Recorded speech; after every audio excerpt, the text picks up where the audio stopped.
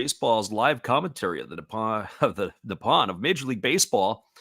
Normally, it is Nippon Professional Baseball that we like to bring to our audience, but tonight it is the MLB, as we are going to be giving you the call between the Cincinnati Reds and the Los Angeles Dodgers. It is a battle here of a Central Division team versus a West team in the National League, as the Cincinnati Reds are sitting currently in fourth place in the Central with an 18-25 record. The Los Angeles Dodgers have a healthy 7.5 game lead over both the San Diego Padres and Arizona Diamondbacks, as they are 29-16 atop the National League West. They are the only team in the West that has a above 500 record, which is a little bit interesting because considering the Diamondbacks made it all the way to the Classic last year, and the San Diego Padres expected to be much better than what they are, but the Dodgers are running away with the division here in the first quarter poll of the year. First of all, we're going to give you the starting lineups from the visitors from Cincinnati. Leading off and in center field tonight is number 30, Will Benson. Batting second and playing shortstop is number 44, Elly De La Cruz. Hitting third in, doing the designated hitting is number 38, Mike Ford. And the cleanup spot and playing first base is number 7, Spencer Steer. Batting fifth and doing the catching is number 37, Tyler Stevenson. Batting sixth in right field is number 27, Jake Fraley. Batting in the seventh spot and playing third base is number 3, Jamar Candelario. Hitting eighth at second base is number 4, Santiago Espinal. And batting ninth in left field, wearing number 49, is Connor Capel. They're going to be facing the right-hander in Tyler Glasnow, who's making his 10th start of the year. He's got a 6-1 record with 57 innings pitched. He's allowed 34 hits, 16 runs, all of which have been earned. He's walked 15 and struck out 73, and he's got an ERA of 2.53. Well, that's your starting lineup for the Reds. Now your starting lineup for the home team for the Los Angeles Dodgers. Leading off and playing shortstop is number 50, Mookie Betts.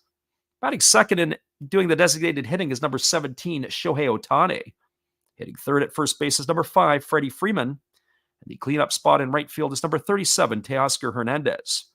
Batting fifth at third base is number 8, Kiki Hernandez. Batting sixth at second is number 9, Gavin Lux.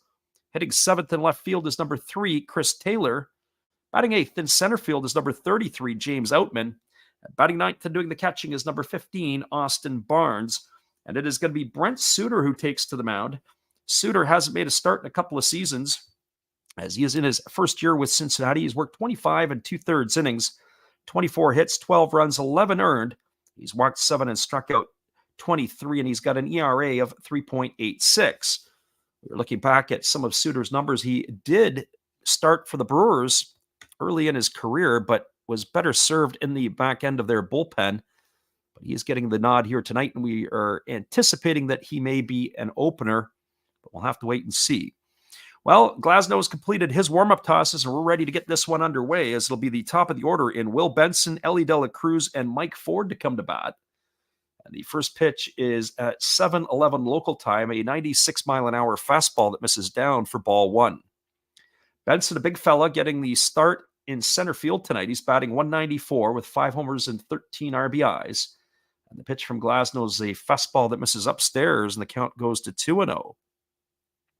Got a chance to see Benson in person, and he looks a little bit larger than life. He's rather rigid. He's got a slightly closed stance. Hands are away from his body, and there's a fastball swung on and hammered foul into the Cincinnati dugout. That's going to run the count to 2-1 on Benson.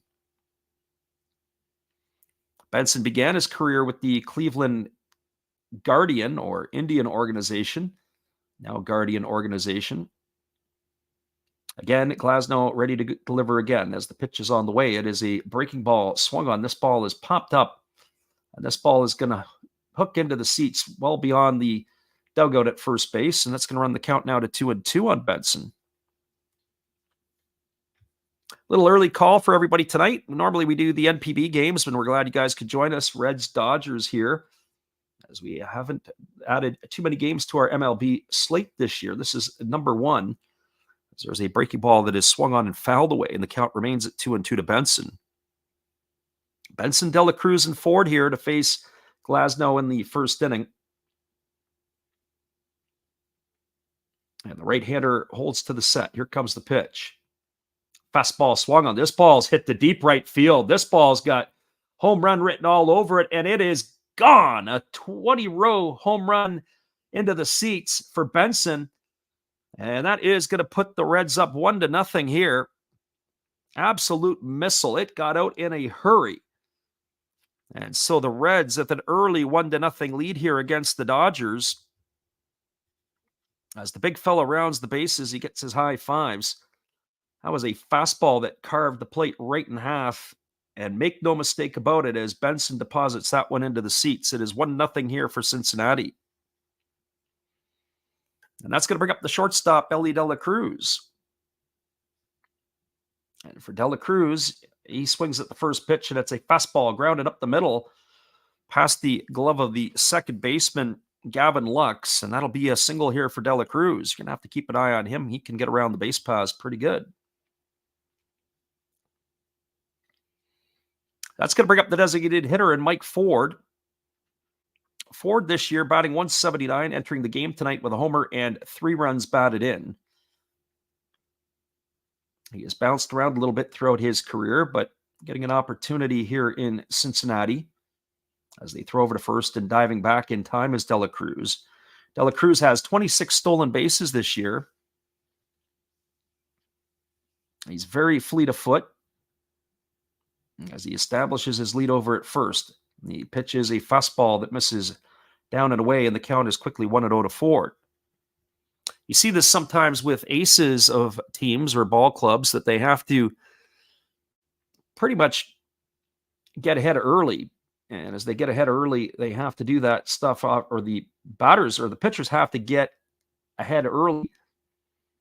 If you're going to have to get to them, you have to get to them early. I'm struggling a little bit here. Apologize, guys. There's a fastball that misses upstairs, and it's now 1-0 to Ford. So 1 ball, no strikes. Fastball delivered. It is swung on. It is lifted into deep right center field. Drifting back at the edge of the warning track is the center fielder, Outman, and he's there to make the catch. And that is going to retire Ford for the first out of the inning. Holding at first is Elly De La Cruz. I was trying to say you got to get to the starting pitchers early in ball games, because once they settle in, it becomes very, very tough. Especially their command and control. And right now you can see that Glasnow is just trying to get a feel for some of his pitches. So Ford's retired for the first out. That's going to bring up the first baseman, Spencer Steer. They throw over again to first base, and again diving back is De La Cruz. Steer's hitting .242 on the season. He's got 4 homers and 29 runs batted in.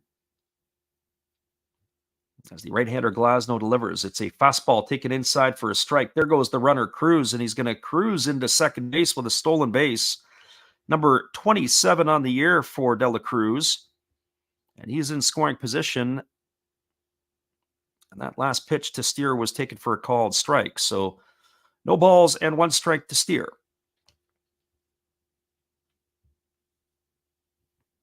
Glasnow working quickly, delivers a fastball. It's taken for a called strike, and now he's ahead in the count at 0-2.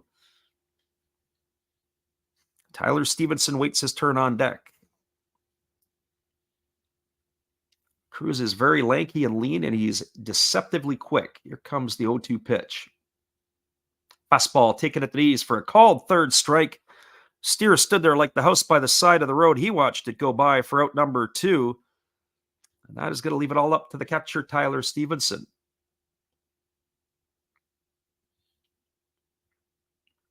Well, for Stevenson, he's hitting .245 on the year. He's got 4 homers and 11 RBIs. The big fella getting the nod behind the plate tonight, hitting from the right side against the right-handed throwing Glasnow. And here comes the pitch. It is a breaking ball taken for a called strike, and the count is quickly 0-1 to Stevenson.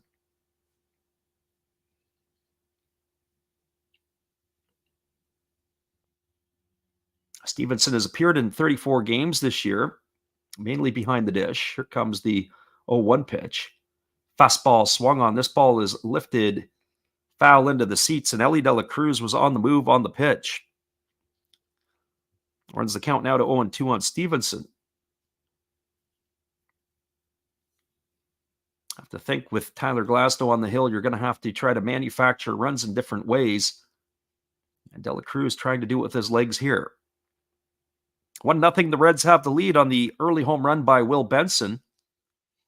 As the right-hander Glasnow works to the set position. Here comes the 0-2. As he delivers, it's a breaking ball that misses way upstairs, and the count is 1-2 to Stevenson. We'll announce our schedule for the NPB a little later this evening, as we will be on the airwaves for the Saturday and Sunday Japanese games, so hopefully you can join us for those. Here comes the pitch. It is a breaking ball swung on. This ball is hammered into the left field corner. If it stays fair, it's going to be trouble. And that one there is going to be extra bases for Stevenson. He's going to cruise into second base with a double. And Ellie De La Cruz and he trade places. So an RBI double here for Stevenson, and the Reds making some noise early here in the first inning. As De La Cruz comes around to score the second run of the inning. It is now a 2-0 ball game here for the Reds. That ball was probably fair by about 6 inches. Just hugged the foul line. So here comes the first offering to the left-handed hitting Jake Fraley. And that pitch is swung on and fouled away over on the third baseline, and the count is quickly 0-1. So no balls and 1 strike to Fraley.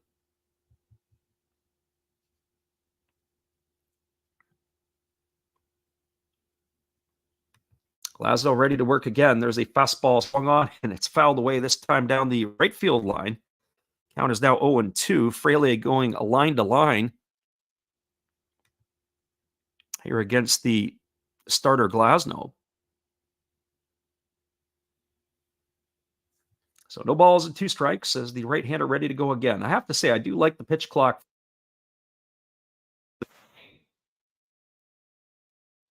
Fouled away. This one is over on the third baseline, and the count now remains at 0-2 to Fraley. 19 up pitches already here for Glasnow in the inning, as the right-hander gets the sign from his catcher, Austin Barnes. Holds to the set, checks the runner, now delivers. Breaking ball swung on, and another one grounded foul over on the first base side. And the count remains still at 0-2.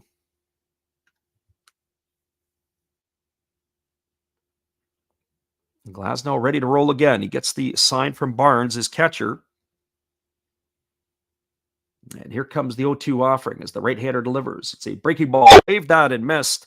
And Fraley's in the books for out number 3, and that is going to do it here for the Reds in their half of the first. But damage has been done. 2 runs in the inning on 3 hits, no errors, and 1 runner left aboard. We're through a half inning. It is Cincinnati 2 and the Dodgers coming to bat. Stick around, everybody. We'll be back with the call in just a few. Our friend Sauce up in the house tonight. We appreciate you for being here, and everybody else who listens in, whether it's on YouTube or on Twitch. We'll be right back in just a couple moments after this.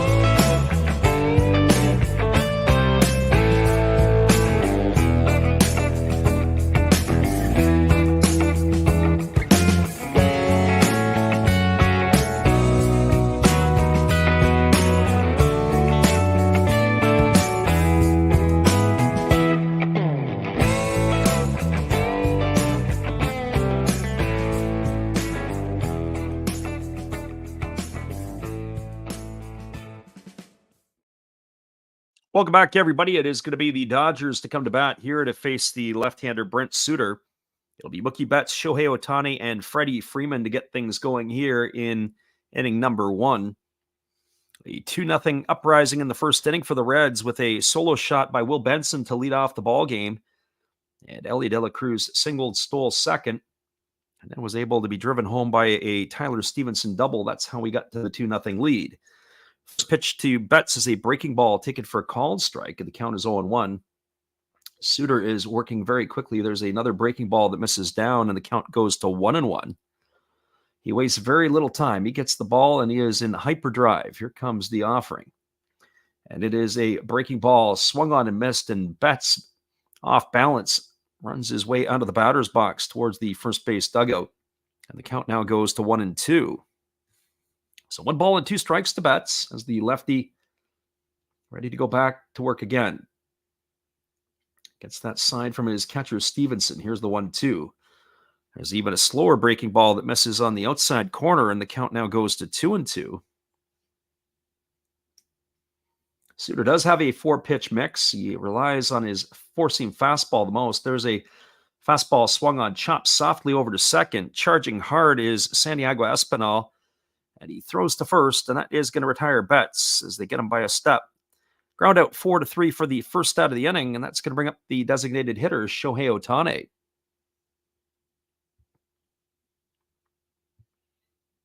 Well, for Ohtani, he's off to his typical self here, and he's off to a great start. Ohtani hitting .364. Takes a breaking ball inside for a ball, and the count is 1-0. 12 homers and 30 runs batted in so far for the Japanese import, as the pitch is a breaking ball that is swung on and fouled away, and the count is 1-1. Defensively tonight for the Reds, from left to right field, Capel is in left, the center fielder is Benson, and the right fielder is Fraley. As Suter delivers a fastball that misses inside, and the count now is 2-1. They do appeal down to the third base umpire, but they say Ohtani didn't go. Here comes the 2-1 pitch as Suter rocks into the windup and delivers a breaking ball swung on and fouled away, and the count now is 2-2 to Ohtani. Around the horn from first to third, it'll be Spencer Steer at first. The second baseman is Espinal. At short, it's De La Cruz, and the third baseman tonight is Jmar Candelario with the battery of Suter and Stevenson. So here comes the 2-2 pitch as the lefty ready to go again. There's a slow breaking ball that misses down. It is now 3-2. It is a steady variety of off-speed type pitches from Suter so far to both Betts and Ohtani. And there's a breaking ball that misses down. It's going to be ball 4. And Ohtani is the first base runner for the Dodgers here tonight with 1 gone. That will bring up the first baseman, Freddie Freeman.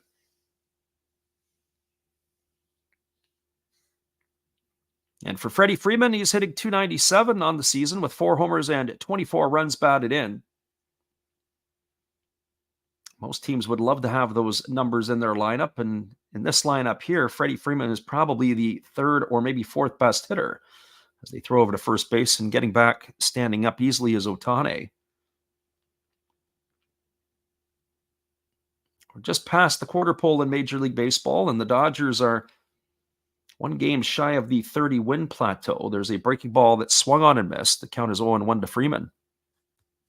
Our friend Troll in the house tonight. We welcome you into the stream. Not sure what kind of crowd we'll get tonight. Our first Major League game of the season, as the pitch is a breaking ball that misses outside, and the count goes to 1-1. But we appreciate you for popping in there, Troll.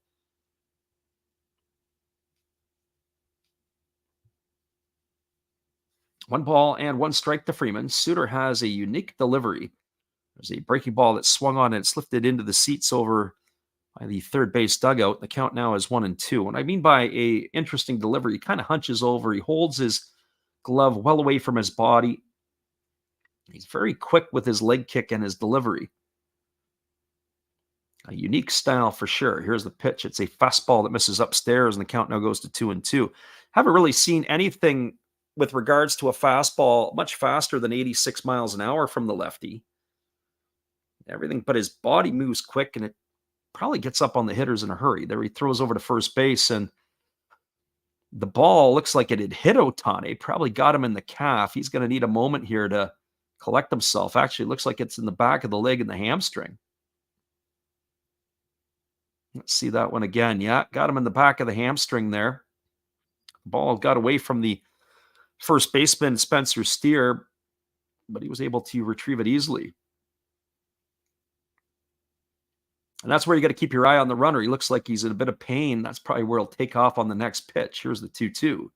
Breaking ball swung on, lifted into left field, and started in initially, did the left fielder Capella, and then he moved back a couple of steps and makes the grab, and Freddie Freeman is in the books for the second out of the inning. So 2 gone, and that'll bring up the right fielder, Teoscar Hernandez.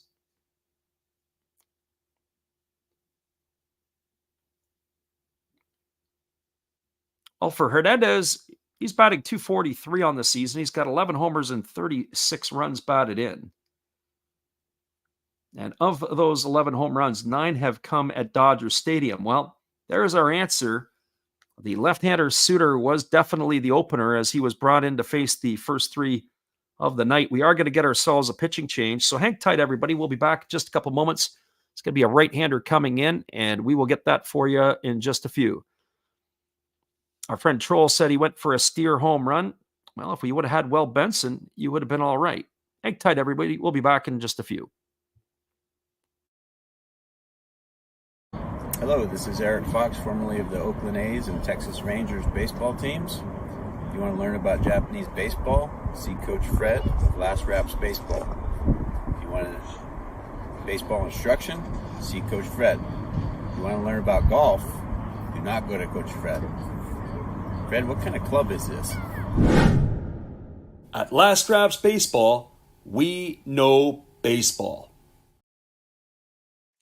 We got a pitching change, and we'll bring that to you in just a couple moments. Hang tight, everybody. It is 2-0 for the Reds in the bottom of the first inning. We'll be back in 30.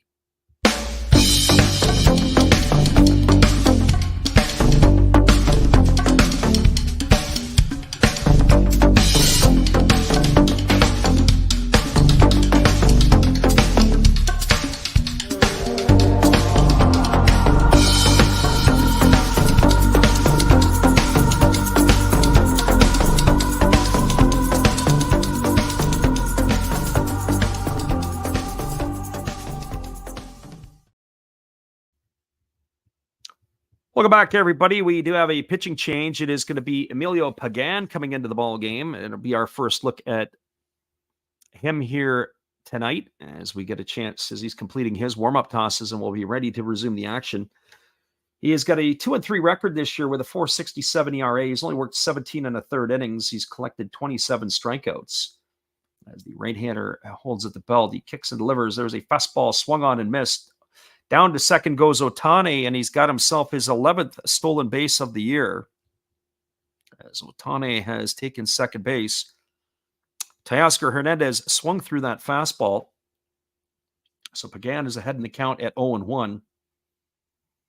I had to wonder before this game started when we saw Suter if it was going to be a pure bullpen day or if they're going to maybe rely on somebody for a little bit longer period of time.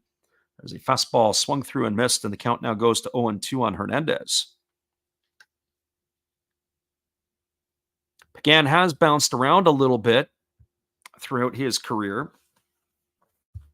as he has been with a couple of different ball clubs. He began his career with the Mariners. He went to Oakland, then with Tampa, San Diego, Minnesota, and now he finds himself in a Cincinnati uniform as the pitch is on the way. Fastball at 95, swung on and fouled away, and the count is still at 0-2. Lots to like about Pagan. He does have a plus fastball. He's been bringing it up tonight at 95. But one of the challenges for him in his 417 1/3 career innings entering tonight's contest, 121 walks, maybe a little bit too much for somebody out of the bullpen. And there's a fastball again, swung on and fouled away, and the count remains at 0-2 to Hernandez.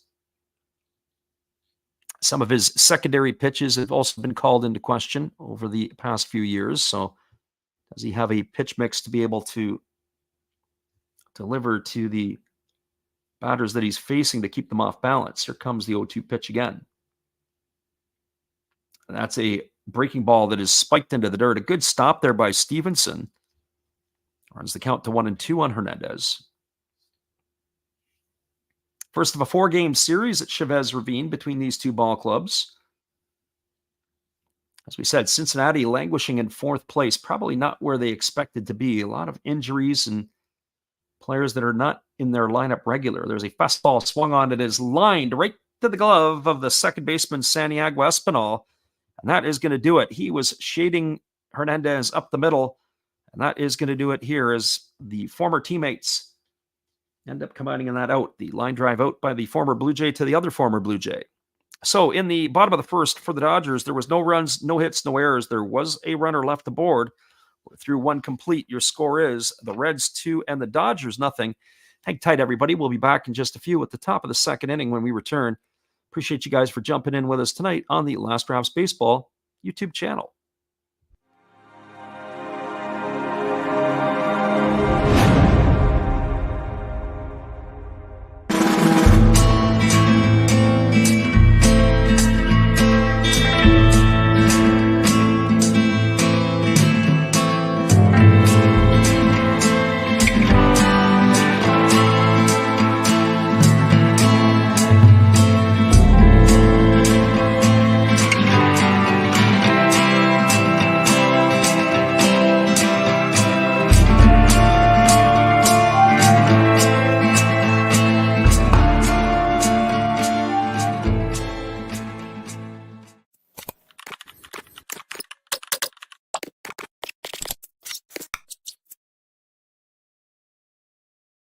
We got a 2-0 game as we're moving to the top of the second. We'll be back in 30 with all the action.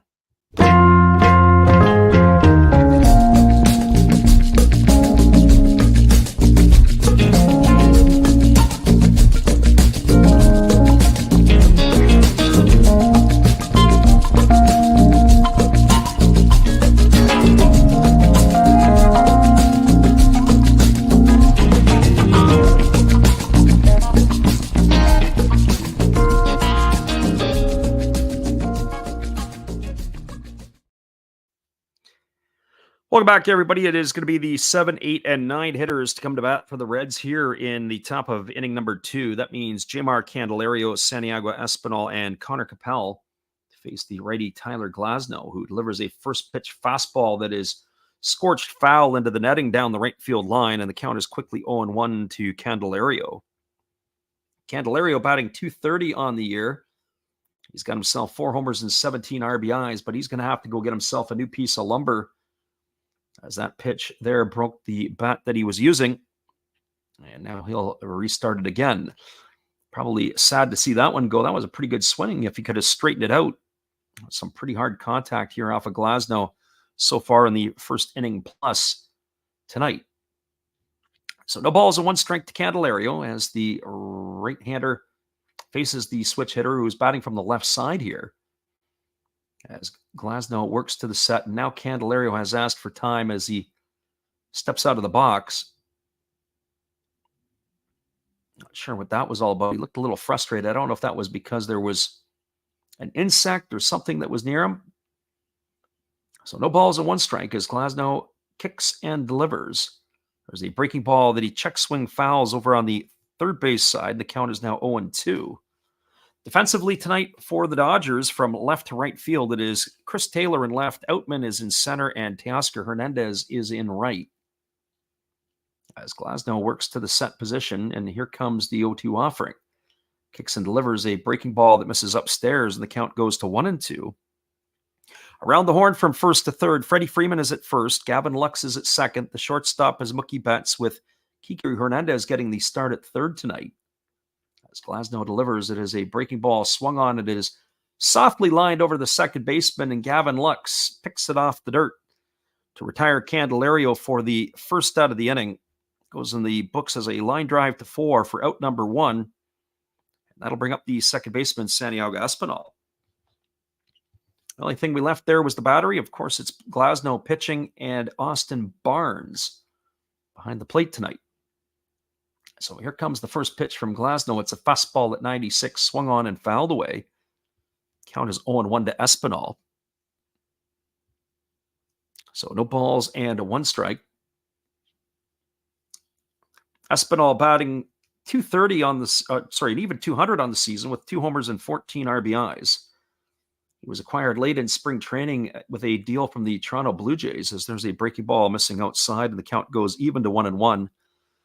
No place really for him in Toronto to play, as there is a lot of spots in that infield were taken up, and they expect that there'll be some young players coming along throughout the season. Certainly, Orelvis Martinez will potentially solve the problem at third base in Toronto. So Espinal became expendable, especially when some of the infield started to go down in Cincinnati, specifically Matt McLean, supposed to be their everyday shortstop. There's a fastball that misses outside. The count now goes to 2-1 on Espinal. So 2 balls and 1 strike. Glasnow gets the sign from his catcher as he works to the set position. Pitch on the way. It is a breaking ball swung on. This ball is lifted into left field. Drifting over to his right as he moves toward the warning track is the left fielder, Chris Taylor, and he's going to make the catch. And Espinal is going to be gone for the second out of the inning. That's going to leave it all up to Connor Capel with 2 gone. And for Capel, he's hitting 167 on the year. He's got no homers and no RBIs. He's a career 275 hitter, entering tonight's contest with 3 homers and 14 runs driven in. And the first pitch fastball misses down, and the count is 1-0. So 1 ball and no strikes to Capel. One thing we didn't give you tonight was the umpiring crew for this one. It is Bill Miller behind the plate. Malaki Moore is at first, Doug Eddings at second, and Chad Whitson at third. As that fastball is swung on and missed, it was dropped by the catcher Barnes. The count goes even to 1-1. So 1 ball and 1 strike. Glasnow again working to the set, even though he doesn't have anybody on base. The pitch is a breaking ball that misses down. It's now 2-1. So 2 balls and 1 strike to Capel. The Dodgers have got a plethora of pitchers in their stable as that fastball misses down and it gets away from the catcher, and that runs the count now to 3-1 on Capel. Thinking about their roster, when you look at their 40-man, the pitchers that are on their injured list are as good or better than maybe some of the guys that are in their starting staff right now. There's a fastball swung on and it's grounded foul on the first base side. Runs the count now full. Walker Buehler just made his way off the disabled list or the injured list. But you look at Tony Gonsolin, Clayton Kershaw, Dustin May, Bobby Miller, Emmett Sheehan.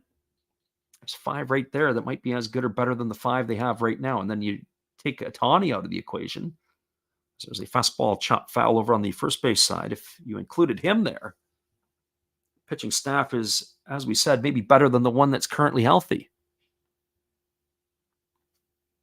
Our friend Troll says if it stays under 10 and Mookie gets ahead, he'll be happy.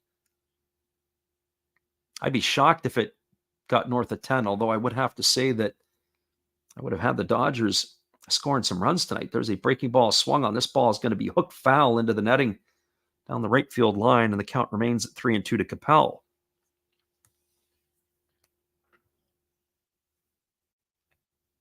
So 3 balls and 2 strikes. Waiting in the on-deck circle is Will Benson, who got the party started going for the Reds in the first inning by taking Glasnow yard. There's a fastball swung on, and it's grounded softly through the 4-hole past the diving glove of the second baseman, Gavin Lux. And Capel is aboard with a 2-out single. And that is going to bring up aforementioned Will Benson to the plate. And for Benson, he's 1 for 1 tonight with that home run. That was his 6th of the year, as he deposited that 20 rows into the right field seats. And now Barnes has called time, and not sure what's going on. It looks like that they are having some issues with the pitch call control that he wears on the right knee. He had something to say to Bill Miller. It must have been what it was all about, because he's maybe going to the conventional signage. Breaking ball taken for a called strike. The count is 0-1 to Benson. I wonder if there was some damage done to it, because on that previous at-bat to Capel, there was a ball that had hit him in that area there. Here comes the pitch. There's a breaking ball. It misses down. Off to second goes the runner, and Capel's got himself a stolen base. That's the second stolen base tonight by the Reds. There's a lot of thievery going on in this one, as Dela Cruz picked one off in the first inning, and of course, Shohei Ohtani took one for the Dodgers himself. So we're in inning number 2 and already 3 stolen bases. So Glasnow ready to go back to work. He checks the runner at second. Now he kicks and fires. It's a breaking ball that misses down. Not sure what's going on back there with Austin Barnes tonight, but he's dropping a lot of balls. Just doesn't seem to be in sync. I always say, if you're going to have to earn it, you're going to have to make the catcher catch it. So 1 ball and 2 strikes it is to Benson. As the right-hander kicks and fires, it is a fastball missing down. It's now 2-2. Can drive you crackers when guys can't hang on to the ball. So 2 balls and 2 strikes as the right-hander works set. He checks the runner at second. And now he kicks and fires. Breaking ball swung on and missed. That's going to retire Benson for the 3rd out of the inning, and that will do it here for the Reds in their half of the second. They threaten again, but they don't score. There were no runs. There was a hit, no errors, and 1 runner left aboard. We're now moving to the bottom of the second inning. It is the Reds 2 and the Dodgers no score. Stick around, everybody. We'll be back with the call in just a few after this. Appreciate you for jumping in with us tonight, whether you listen live or on delay. We're glad that you can jump in on the Last Raps Baseball YouTube channel.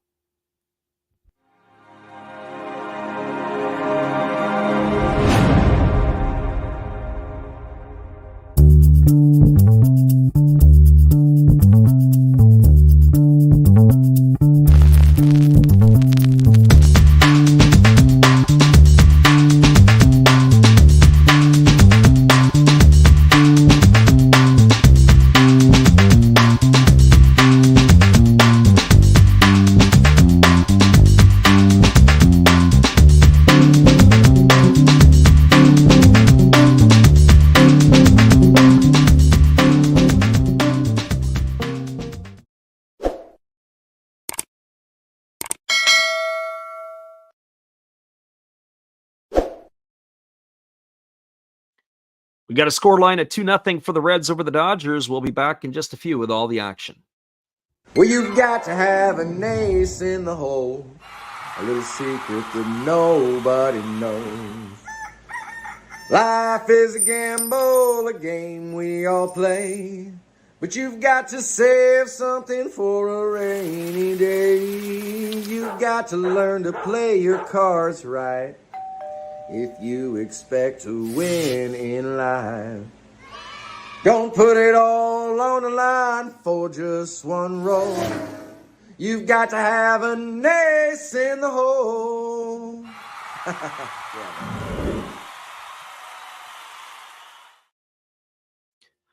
Welcome back, everybody. The bottom of the second is ready to happen here as Emilio Pagan delivers a first pitch fastball to Kiki Hernandez, taken for a call and strike. Hernandez, Lux, and Taylor to face the right-hander Pagan, who came on in relief after the first 3 batters of the ball game of Brent Suter.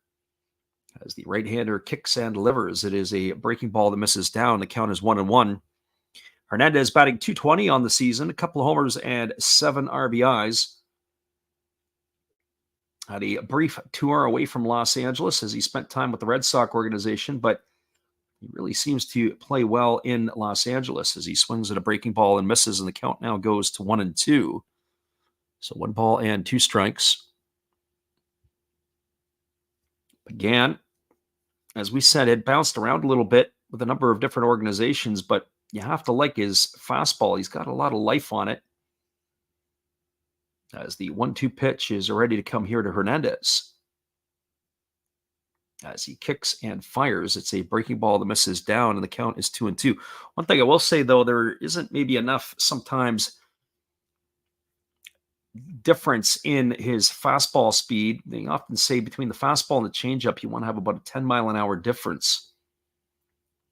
And I don't know if we necessarily see that here from Pagan. Here's the pitch. Fastball swung on, it's popped up in the shallow left field. Moving back on it is Dela Cruz. Coming in on it is Capel. But it is going to be Cruz to make the catch, and that is going to retire Hernandez for the 1st out of the inning. So one Dodger up and one Dodger down, and that's going to bring up the second baseman, Gavin Lux. I have to say, Gavin Lux, you got a feel for him. He tore up his knee a couple of years ago, and he was slated to be the shortstop for the Dodgers. I wonder exactly how much range he has lost. To be able to see what his split times on some of his testing results would be. And there's a fastball swung on. It's going to reach the seats down the left field line, and the count is 0-1 to Lux. He really struggled in the exhibition season as well with just an ungodly amount of errors. But hopefully he's been able to settle down. He's definitely not had a lot of luck in his early part of his career. There's a fastball that swung on and fouled away. Count now goes to 0-2. There is a left-hander up in the Reds bullpen. It is Justin Wilson. As he is getting loose, I wonder if we will see him in the next half inning, especially with the likes of Ohtani and Freeman to come to bat. Here comes the 0-2 pitch. Fastball misses way outside, and it's now 1-2. Interesting, in the Japanese league, when you watch their stuff, they don't shy away from having left-handed batters face left-handed pitchers. Some teams, it's almost like they embrace it. And so I don't think that would have much of an effect on an Ohtani. There's a breaking ball that misses down. It's now 2-2 to Lux. But on the other side of the coin, the North American or the Latin players, especially with the way that teams like to use their matchups, that changes things a little bit differently. Here comes the 2-2 pitch. As the right-hander delivers, it is a breaking ball that misses upstairs. It's now 3-2 to Lux. So 3 balls and 2 strikes it is.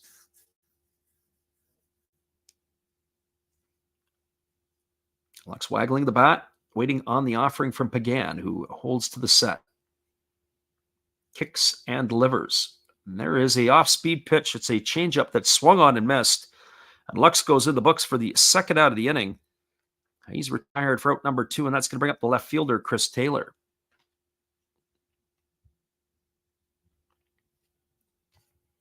Well, for Chris Taylor, he's batting .071 on the season. He's got no homers and 5 RBIs.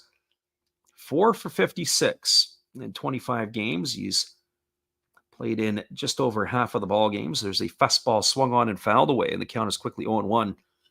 Taylor was another one of those Seattle Mariner players that got away for basically nothing.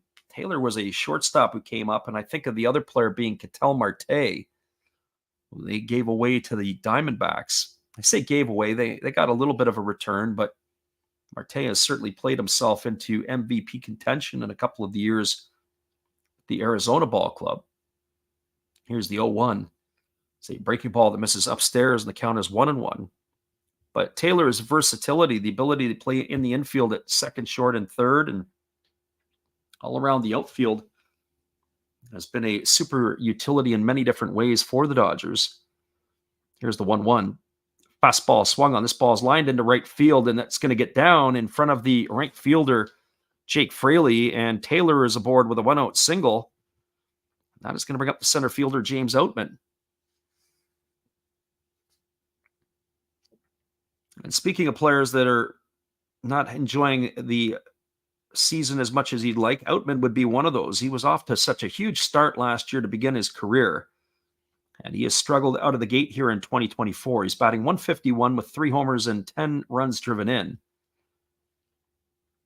And that looks like it's going to be the end of the night for Pagan, and we're going to go to the bullpen yet again. It's going to be Justin Wilson, so hang tight, everybody. They're making their changes. We're going to take ourselves just a little break here. Your score is 2-0, and the Reds are going to the bullpen yet again for the second time this evening. We'll be right back in just a few. Hang tight. Hello, this is Eric Fox, formerly of the Oakland A's and Texas Rangers baseball teams. If you want to learn about Japanese baseball, see Coach Fred of Last Raps Baseball. If you want baseball instruction, see Coach Fred. If you want to learn about golf, do not go to Coach Fred. Fred, what kind of club is this? At Last Raps Baseball, we know baseball. Welcome back, everybody. The 36-year-old Justin Wilson is entering the fray. He has been with a number of teams throughout his career. He is a longtime veteran, is that of the 36-year-old. Began his career with the Pittsburgh Pirate organization in 2012 at the big league level. Ended up heading to the New York to play with the Yankees. And then he spent time with the Detroit Tigers. He was flipped to the Cubs. He then spent time with the New York Mets. And for the last almost 2 seasons, he has now been in a Cincinnati Red uniform. He's having himself a bit of a tough start to the year. He got a 1-0 record. He's worked 10 1/3 innings. He's allowed 12 hits. He's given up 7 runs, all of which have been earned. He's walked 2 and struck out 13, but he's got an ERA of 6.10.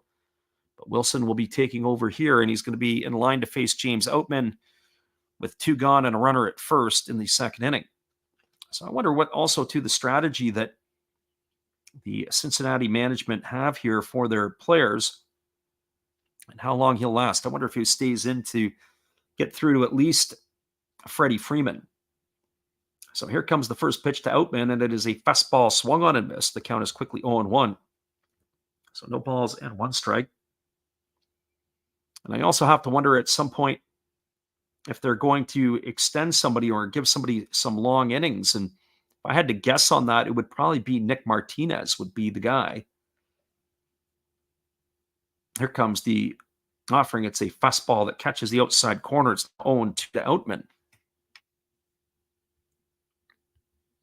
So no balls and 2 strikes. It was a good piece of hitting by Taylor, who went the other way with that pitch. Get himself that 2-out single. Here's the offering. It is a breaking ball, waved at and missed. And Outman is in the books for out number 3, and that is going to do it here. There was no runs in the inning. There was a hit. There was no errors, and there was 1 runner left aboard. Your score is still 2-0. We'll come back and talk to our friend Troll right after this. Reds leading 2-0 here. Hang tight, everybody. Appreciate you guys for hanging with us tonight on the Last Raps Baseball YouTube channel.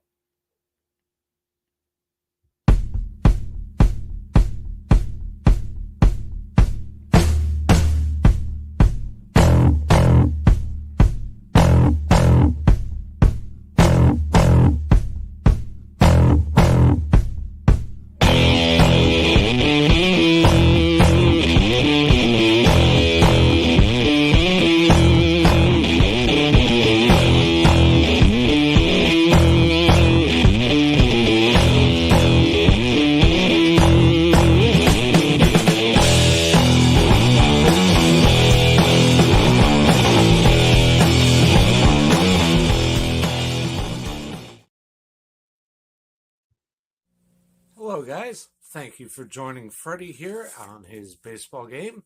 And I'm Steve Rademacher, and my channel is really all about everybody, including all my international friends. We have such stuff as non-sport packs from Canada, the OP Cheese. We have the Greek Freak. We have money from around the world. We have lira. We have yen. We have francs. We have pounds. We have Deutschmarks. We have all kinds of cool stuff like that. We even have some cooler things like Japanese women wrestlers and OP-Chi baseball cards where I cannot read the back. We even have unopened material like the royal family, I know it's backwards, from London, England. Thank you for watching. Back to Freddie. Welcome back, everybody. It is going to be the 2, 3, and 4 hitters to come back for the Reds here as the first pitch delivered to Ellie De La Cruz is swung on and fouled away, and the count is 0-1. De La Cruz, Mike Ford, and Spencer Steer to face the right-hander here. Our friend Troll says we should start a Discord as there's a breaking ball that is waved at and missed. The count now goes to 0-2. I actually have a Discord account, and I have to confess that that's something that I'm not really, I say big into. It's not something that I have always been a part of, as it's probably my own ignorance toward the Discord. As that breaking ball misses upstairs, the count is 1-2. I do go into a couple of people's from time to time that I do follow, but I really haven't taken the time to enhance our channel by doing it. But there is some value to it, I would believe. There's a breaking ball swung on. This ball is going to be sliced down the left field line. This ball could be trouble. It lands fair and it bounces into the seats. And that's going to be a ground rule double here for De La Cruz. So he's got himself a leadoff double here to begin the third inning. That's going to bring up the designated hitter, Mike Ford. And Troll says he could help us. Oh, maybe we can have a chat about it there, Troll, and see what we can come up with, because you're absolutely right. It could be something worth of value to get some folks to listen in and so on and so forth. So maybe shoot me an email and we can develop a little correspondence on it. There's a first pitch. Breaking ball taken for a called strike, and De La Cruz has swiped third without even drawing a throw. He got such a huge jump on Glasnow. That's going to be the fourth stolen base of the game, the second by De La Cruz, his 28th of his season so far. As there's a fastball swung on and missed. It's now 0-2 to Ford. So the email is on our website, Troll. You can just go pick it off there. LastRapsBaseball.com. Here comes the 0-2 pitch. Breaking ball down. They appeal over to the third base umpire, and they say that Ford went around. And he is gone on strikes for the first out of the inning as he walks back in a bit of disbelief. We're going to get a look at it, the replay ourselves. But in live time, I didn't think he went around, but definitely there. I think the umpire at third made the right decision to put him into the books. He is gone for out number one. It's going to bring Spencer Steer to the plate. And for Steer, he is 0 for 1 tonight. He struck out looking his first time up. As Glasnow delivers a 95-mile-an-hour fastball that catches the outside corner, and the count is quickly 0-1. So no balls and one strike.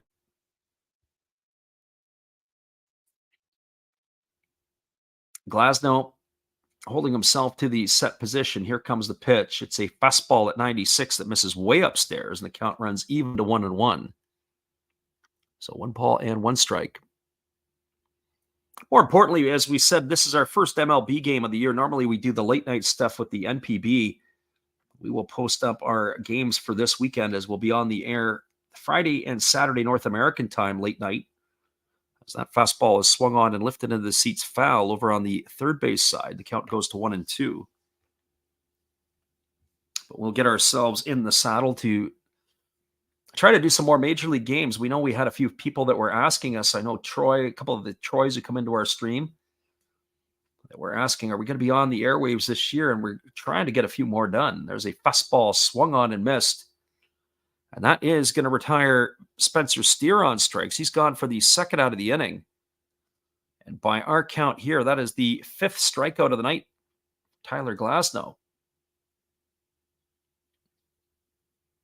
So two gone, and that's going to bring up Tyler Stevenson, as he was a part of the run production in the first inning. He doubled home Ellie De La Cruz with the second run of the game.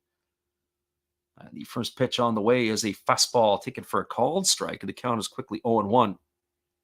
So no balls and one strike to Stevenson.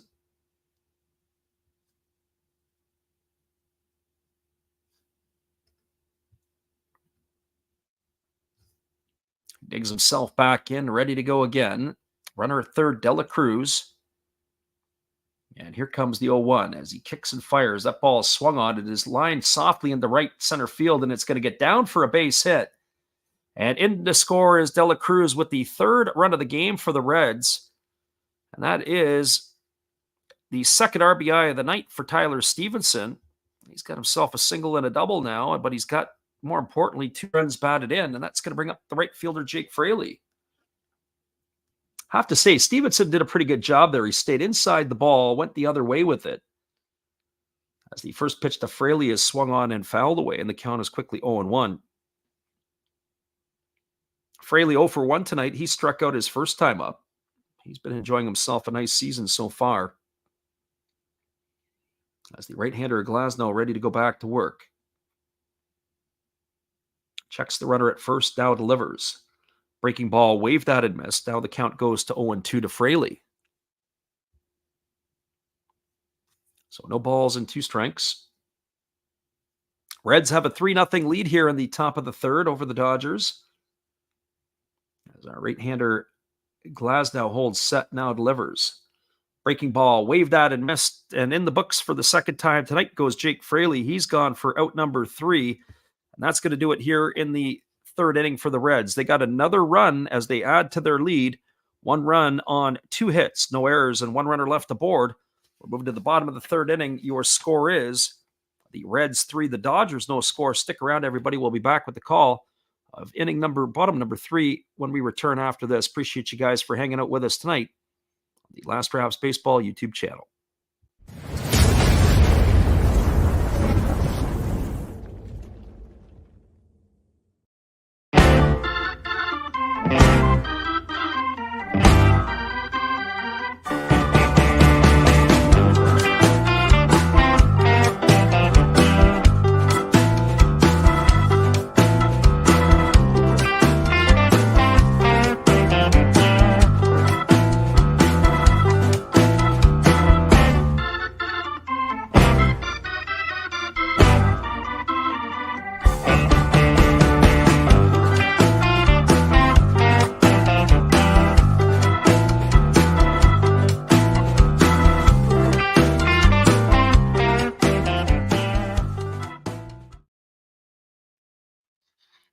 Welcome back, everybody. We are moving to the bottom of the third inning, and it's going to be the 9, 1, and 2 hitters slated to come to bat. To face Justin Wilson will be Austin Barnes, Mookie Betts, and Shohei Ohtani. We're going to take another 30 and come on back in just a few. Appreciate you guys for being here with us on the Last Raps Baseball YouTube channel.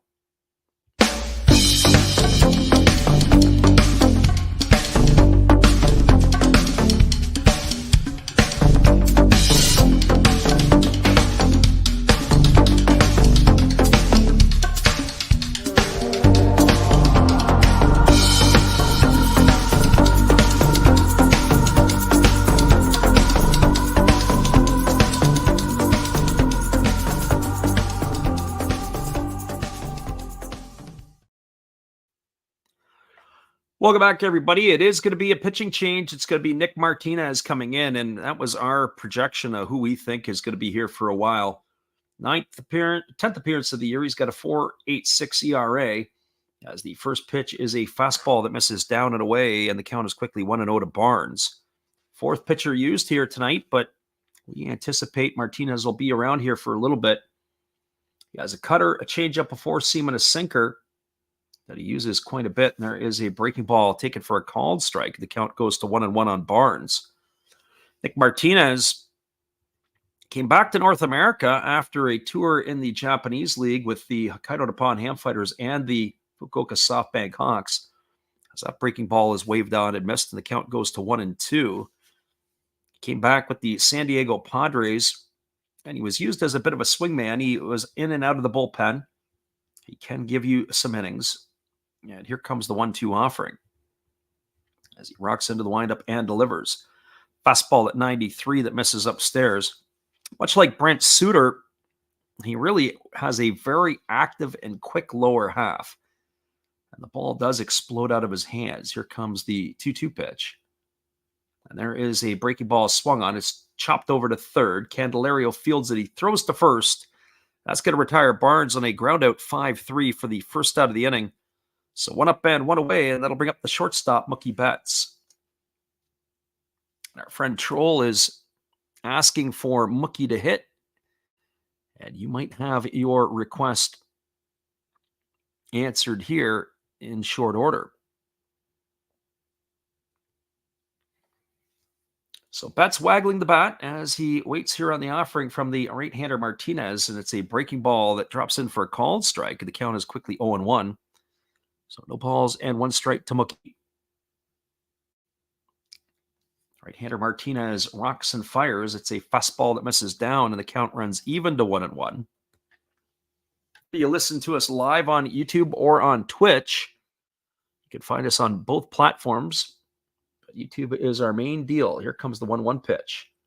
Breaking ball, it's taken for a called strike. The count now goes to 1-2 on Mookie Betts. One thing that the pitch clock has done is it has sped up the game in North America. as the 1-2 is on the way. There's a check swing dribbled down the third baseline, and it's just going to roll foul as Candelario picks it up in front of the bag. It keeps the count at 1-2. The Japanese League has not adopted it yet, but I wouldn't bat an eye. I wouldn't be surprised if they don't in the next couple of years. It's certainly been one of those things that has improved the pace of play in the North American game. I wasn't a big fan of it when they first started to put it in, but the one thing they need to do is get the players to run off the field a little more. There's a breaking ball swung on. This ball is hit into deep left field, but in front of the warning track and making the catch is Capel, and that is going to retire Betts for the second out of the inning. So our friend Troll there, not going to get the luck that he needs, and that's going to bring up the designated hitter, Shohei Ohtani. And for Ohtani, he is officially got no at-bat tonight as he walked his first time up. He does have a stolen base. The first pitch is a fastball that misses up and away, and the count is 1-0. Ohtani batting .364 with 12 homers and 30 runs driven in. Waits on the offering from the right-hander, who delivers a fastball at 93 that backs the Japanese designated hitter off the plate, and the count now goes to 2-0. So 2 balls and no strikes to Ohtani. Martinez rocking into the windup. Here's the pitch. It is a changeup swung on and missed. The count now goes to 2-1. That changeup had some life to it as it had fallen off the table and away from the left-handed hitting Ohtani. Some good depth to the pitch there from Martinez. Here comes the 2-1. Fastball swung on and grounded foul over on the first base side. The count runs even now to 2-2. It was a fastball, but it looked like it was a cutter. They come in on the hands of Ohtani. And you can kind of understand why teams like Nick Martinez, he started his career at the big league level with the Texas Rangers before heading over to Japan. He's got a lot of life on his pitches. There's a changeup swung on it, has popped up behind home plate. Stevenson is underneath it. He's got plenty of room, and he makes the catch, and that is going to do it, as the Dodgers are going to be done here in their half of the third inning. They go quietly. There was no runs, no hits, no errors, and nobody left the board. Your score as we move to the top of the fourth, it is the Reds 3 and the Dodgers no score. Stick around, everybody. We'll be back with a call in just a few. The middle 3 frames are right around the corner. Thanks for being with us, everybody. We'll be right back after this.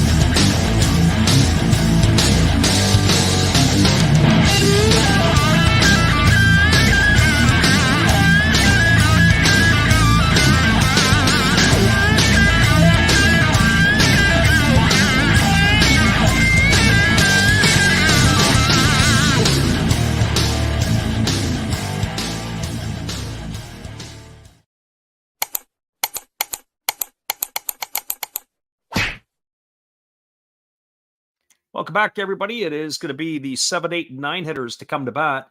And the first pitch delivered to Jamar Candelario was a ground ball hit weakly over to second.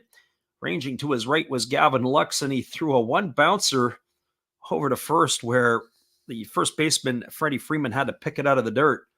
But that is going to retire Candelario on one pitch here. So one of the books, and that's going to bring up the second baseman, Santiago Espinal. It was a bit of a strange piece there by Luxy. As he went to his right, he had to get it out of the glove, and he double pumped. As the first pitch is a fastball at 95 that backs Espinal off the plate for a called strike, and the count is 0-1. As we cited, Lux had some issues in spring training with a number of errors. As he had all kinds of sort of the yips, I guess you would call it. Breaking ball missing down and away, and the count goes to 1-1. There have been some other players in the Dodgers organization over the years who have experienced the yips. Steve Sachs went through that. There's a breaking ball swung on. This ball is lined to left field. Coming in is Taylor, and he makes the catch on the run. Espinal's in the books for the second out of the inning. That's going to leave it up to the left fielder, Connor Capel. So 2 quick outs, and Capel comes to the plate. He is 1 for 1 tonight. He singled and stole the bases first time up. As the right-hander Glasnow gets ready to go back to work. Right-hander against the left-hander. Glasnow kicks and delivers. It is a fastball swung on. It is taken on one hop by the first baseman Freeman. He flips to the pitcher covering, and that is going to do it. That's a pretty quick inning. A ground out 3-1 for the third out of the inning. And he gets finished here on only 5 pitches. So no runs, no hits, no errors, and nobody left the board. We're moving to the bottom of the 4th inning. Your score is the Reds 3 and the Dodgers no score. Stick around, everybody. Bottom of the 4th is just around the corner. We'll be back right after this.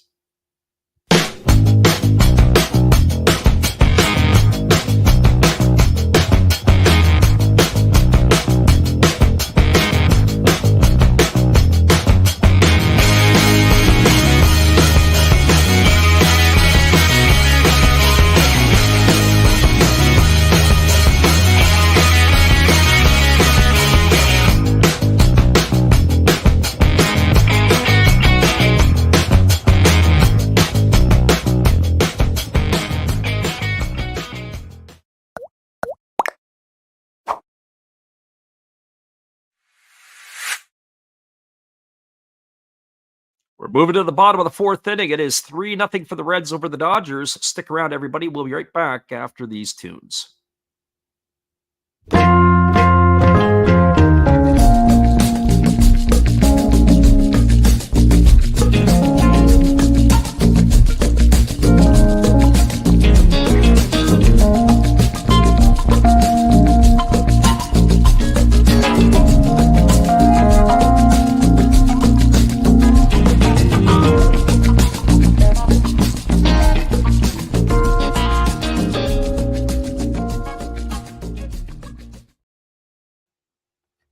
Welcome back, everybody. It is going to be the 3, 4, and 5 hitters to come to bat for the Dodgers here in inning number 4. It'll be Freddie Freeman, Teoscar Hernandez, and Kiki Hernandez. We appreciate you guys for jumping in with us tonight on our old school radio broadcast. Normally, it is the NPB that we like to do in the middle of the night and late night. But we're jumping in here to do the Dodgers and the Reds here early tonight. The first pitch from Nick Martinez is a breaking ball that misses down to Freeman, and the count is 1-0. Freeman 0 for 1 tonight as he lined out to the left fielder his first time up. He's seen his season average drop to 295. As Martinez ready to go again, and he kicks and delivers. It is a fastball swung on and lifted foul into the seats behind the third base dugout. The count is 1-1 to Freeman. Dodgers have not been able to unlock the pitchers from the Reds yet, as they have used 4 so far in this one. There's a cutter that misses inside, and the count now goes to 2-1. So 2 balls and a strike. Martinez really rocks. He's got this almost like this hot feet as he's ready to deliver. There's a changeup swung on and missed. Counts now 2-2. I don't know what other way to possibly describe it. As here comes the 2-2 offering. That is a fastball swung on. It is chopped over to third. Candelario cuts in front of De La Cruz to field it, and he throws to first. And that is going to retire Freeman on a ground out 5-3. So one of the books, that's going to bring up the right fielder, Teoscar Hernandez.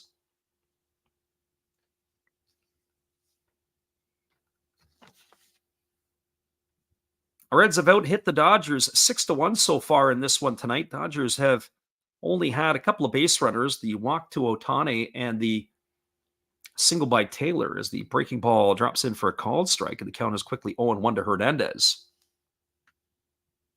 They're going to need some base runners, and they're going to need to find some production somehow. There is a fastball that comes in under the hands. Hernandez trying to check his swing, but he ended up going around. The count is now 0-2. If he would have checked his swing, I don't know if that would have been a strike. Here's the 0-2 pitch. That's a breaking ball that misses down and away, and the count goes to 1-2. Got a chance to see Nick Martinez pitch in Seattle a few weeks ago, and he's got that ability where you can watch him where one time through the order he's effective. Second time through the order is a bit of a nail biter, and then the third time through the order, you don't want to see it. There's a ground ball hit softly over to third. Candelario fields it. He throws to first, and Teoscar Hernandez is going to leg that one out. That's going to be an infield single. So he is going to be a base runner here. Are they going to go upstairs or not? But the sign that no, they're not. Candelario had to come and field that on the run. As we get the replay, you could see Hernandez has beat that one out. It's an infield hit here. So he is aboard with an infield single, and that is going to bring up the third baseman, Kiki Hernandez.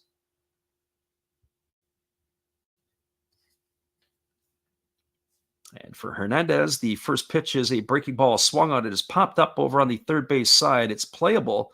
Moving over right in front of the camera well is Candelario, and he's there to make the catch.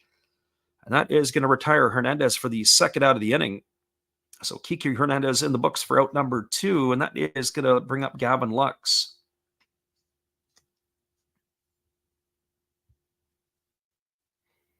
And for Lux, he is officially 0 for 1 tonight. He has struck out his only time to the plate. Batting from the left side here against the right-handed throwing Martinez. And they fire over to first base, and diving back in time is Teoscar Hernandez.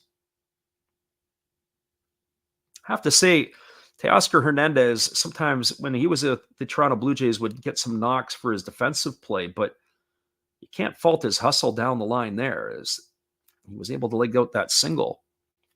Fastball delivered to Lux, taken for a called strike on the inside corner, and the count is 0-1. So no balls and 1 strike. Right-hander Martinez kicks and fires. There's a breaking ball swung on. It is hit over to the first base side. A nice stop by Spencer Steer as he dives to his right to field it. And he goes over and steps on the base, and Lux is going to be retired on a ground out to 3. He's gone for the third out of the inning, and that will do it here for the Dodgers. No runs in the inning on the benefit of 1 hit. No errors, and 1 runner left aboard. We're now through 4 complete. Your score is the Reds 3 and the Dodgers no score. Stick around, everybody. The 5th inning is around the corner. We'll be back with you in just a few as well. Hang tight, guys. Good evening, ladies and gentlemen. Namaste. Hey, I hope you guys have been enjoying the game.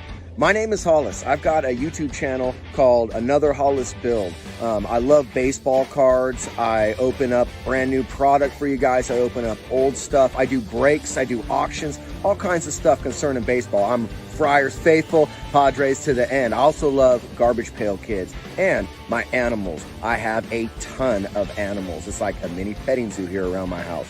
I also love my city. San Diego, baby. I'll take you all around the city and show you what's up. If you guys dig stuff like that, cruise on over and check it out. It's Another Hollis Build. If you dig it, subscribe. I'd really appreciate to have more follow me along on the journey. Hey, either way, you guys have a wonderful day or a beautiful, beautiful evening. No matter which one it is, make sure that you make it great, my friends. Big up Last Raps Baseball. Yeah, Freddie, let's go. One love and peace. Yeah, man.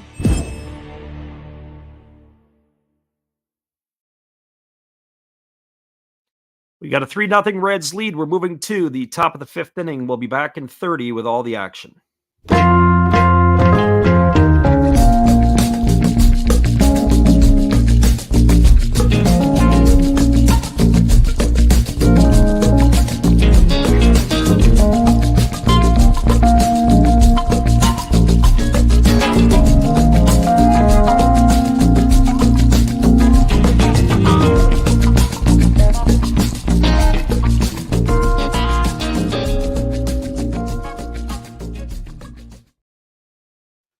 Welcome back, everybody. It is Will Benson to lead it off here, and he's already taken a first pitch fastball for a called strike.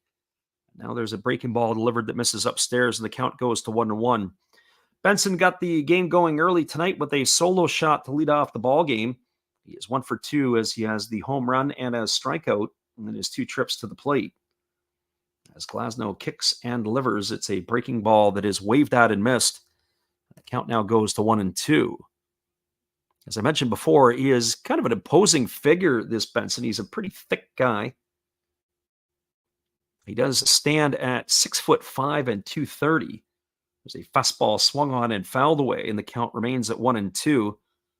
It's like that if baseball didn't work out for him, maybe a spot on the football field might have played for him. He'll be 26 years old next month. And as we had mentioned earlier in our stream, that he had spent time in the other organization in Ohio, the Cleveland one, that is. And there's a breaking ball swung on. It is taken on one hop by the third baseman, Kiki Hernandez, who was playing well off the line. He picks it and throws over to first. And Benson is going to be retired. That's going to go down as a ground out 5-3. He's in the books for out number 1, and that is going to bring up Ellie De La Cruz. Just a few more things on Benson. He was originally a first-round pick, 14th overall by the Cleveland Indians back in the 2016 draft. He spent a little bit of time with the Indians in the 2022 season. The first pitch fastball to Ellie De La Cruz is taken for a ball, and the count is 1-0. They traded him to the Reds for outfielder Justin Boyd and cash. You have to say right now that's looking like a win for the Cincinnati organization, as there's a breaking ball that misses upstairs for a ball, and the count is 2-0 to De La Cruz. De La Cruz is 2 for 2 tonight. He's got a single and a double in 2 trips. He's also got 2 stolen bases. As Glasnow delivers, it's a breaking ball that misses upstairs. It's now 3-0. Letting De La Cruz get on base, and the way that it's been going for him, if he gets on a walk, it's almost like a double, because he has been swiping bases at an alarming pace for opposing pitchers. As that fastball is taken for a called strike and the count goes to 3-1, I'm sure that the home plate umpire is going to hear that one, because that pitch looked well down. So 3 balls and 1 strike. That's some home cooking right there for Tyler Glasnow, and the pitch on the way. Fastball taken for a called strike, and now the count goes to 3-2. So 3 balls and 2 strikes as the right-hander now steps off the backside of the rubber, and they're going to cycle through the signage again. When I think of the quick pace that both of the pitchers are working here, you got to be in shape to be able to do it. There's a fastball that is chopped foul over on the first base side. The count remains at 3-2. And I say that because I think of, in particular, Alek Manoah, who is with the Toronto Blue Jay organization. And how he had gained quite a bit of weight, and he just hasn't been able to pitch at this level because of the increased pace. I think that would be something that you have to look at, is guys who carry a little bit extra baggage got to be in a little bit better shape, or else they're going to be sucking wind. So 3 balls and 2 strikes as Austin Barnes calls time to run out to talk to Glasnow. As I said in the last inning, there was some problems with that communication piece that he would be pushing to call pitches. What if they were just making sure they're on the same page? Here's the 3-2. Breaking ball misses upstairs. It's going to be ball 4. De La Cruz is going to be aboard for the 3rd time tonight. Get ready, everybody, because the track meet is about to begin. That's going to bring Mike Ford to the plate. Ford tonight is 0 for 2. He has flown to center and struck out.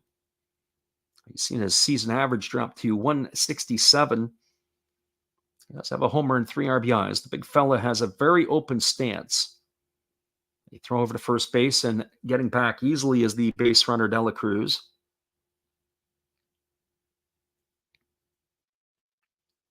Again, he establishes his lead. That is a massive lead over there at first for De La Cruz. Then there he goes. Fastball outside, the throw down to second, not in time, and De La Cruz is going to get his 3rd stolen base of the night. So stolen base number 3, and don't take your eyes off him, because 3rd base could be the next prize. We didn't see if that pitch was ruled a ball or a strike, but from our vantage point, it looked like it was going to be a ball to Ford. We'll see what the decision was. Nope, actually, it was a strike. So no balls and one strike. De La Cruz, 29 stolen bases. He is the league leader. There's nobody that's even close. Jose Caballero of the Tampa Bay Rays is at 17. He entered the fray tonight with 26, and he's already added 3 to his tally as that breaking ball missed down to Ford. So 1 ball and 1 strike. Right-hander Glasnow works to the set. Checks the runner at second. Here's the pitch. Fastball misses down and away, and the count now goes to 2-1.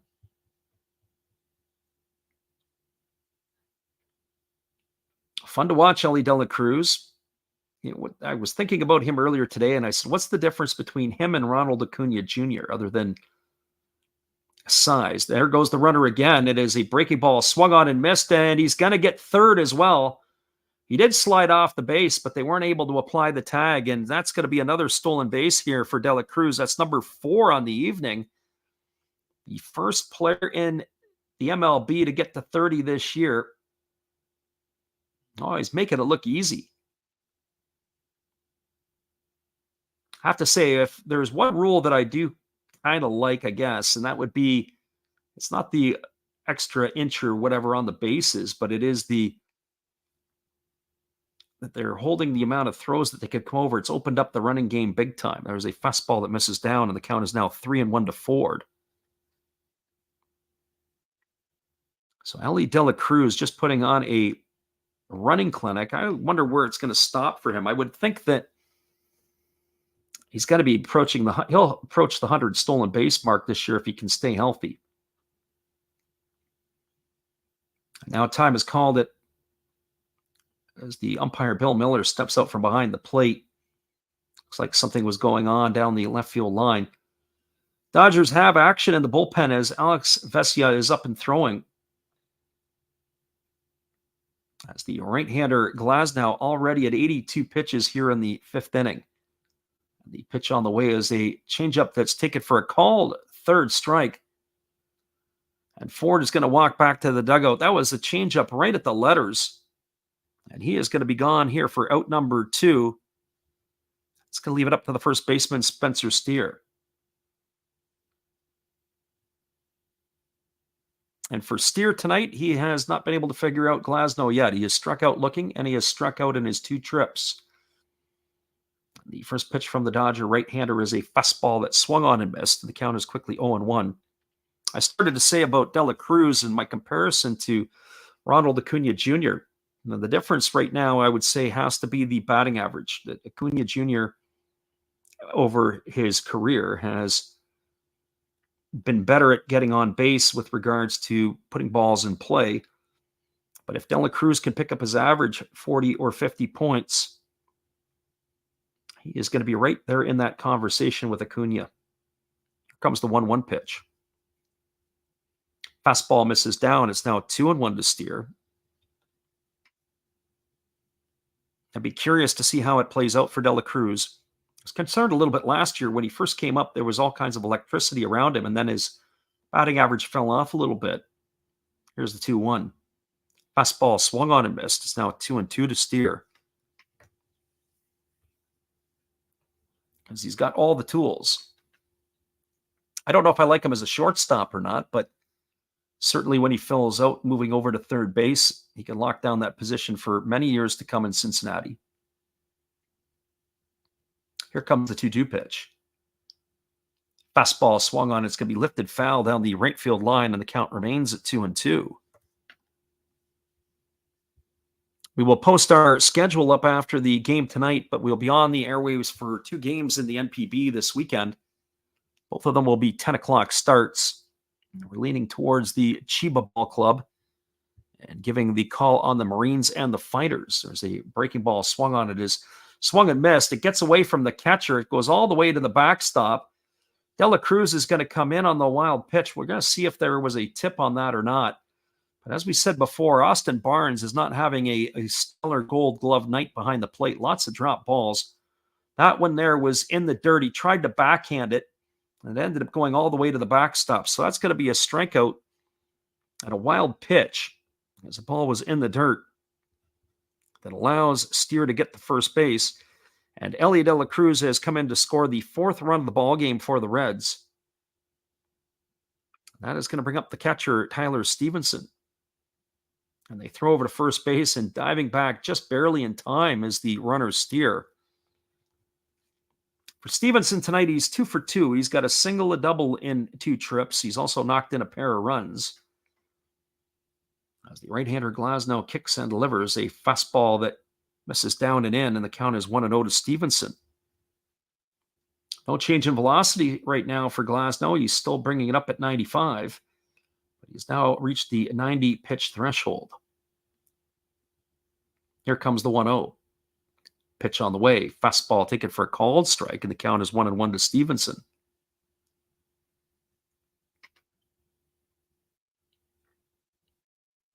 I would have to say that though the pitch was down in the dirt, that's really on the catcher Barnes, as that fastball swung on and lifted it straightaway center field.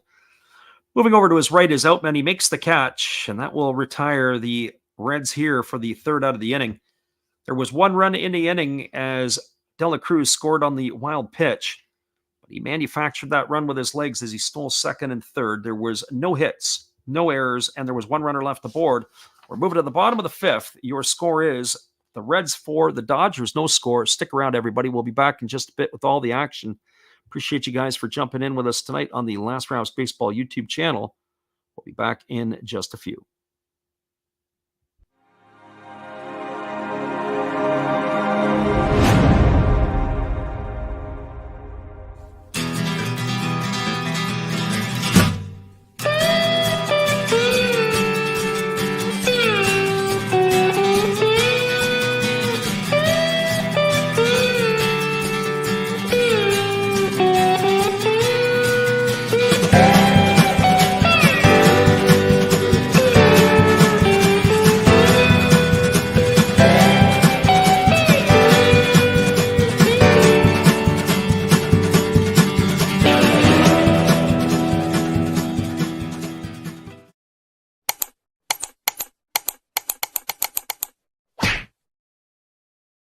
Well, you've got to have an ace in the hole, a little secret that nobody knows. Life is a gamble, a game we all play, but you've got to save something for a rainy day. You've got to learn to play your cards right if you expect to win in life. Don't put it all on the line for just 1 roll.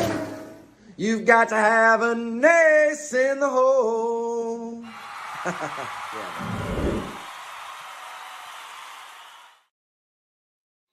Welcome back, everybody. The Reds have a 4-0 lead as we're moving to the bottom of the 5th inning.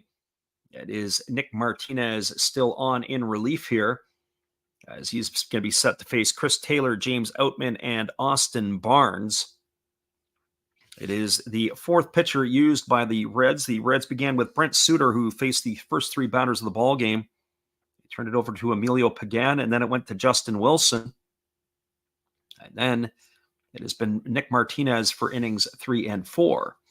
First pitch fastball delivered to Taylor, swung on and fouled away, and the count is quickly 0-1. Taylor tonight has a single in his only trip. He's raised his season batting average up to .088. He has really struggled this year, has been the Dodgers super sub. There's a breaking ball that misses down, and the count goes to 1-1. Of course, now that Kiki Hernandez is back, I'm not sure which one is more super than the other, as both of them do move around quite a bit.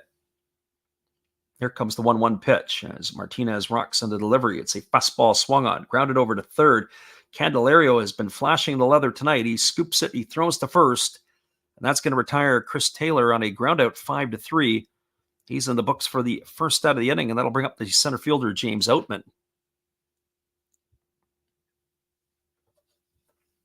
And for Outman tonight, he is 0 for 1. He has struck out his only trip to the plate. He's seen his average sink down to 150. As the right-hander Martinez again rocking on the hill. He kicks and he delivers. There is a breaking ball that misses down. But they go over to the third base umpire and they say that Outman did offer, and it's going to run the count to 0-1. I try to remember who Martinez kind of reminds me of, as there's a breaking ball that misses down. Count is 1-1. And in some ways, he reminds me of that Luis Garcia of the Houston Astros, except Garcia sort of rocks the cradle with, it's like he's rocking a baby. But Martinez's lower half moves just as much. Fastball misses upstairs. The count goes to 2-1 on Outman.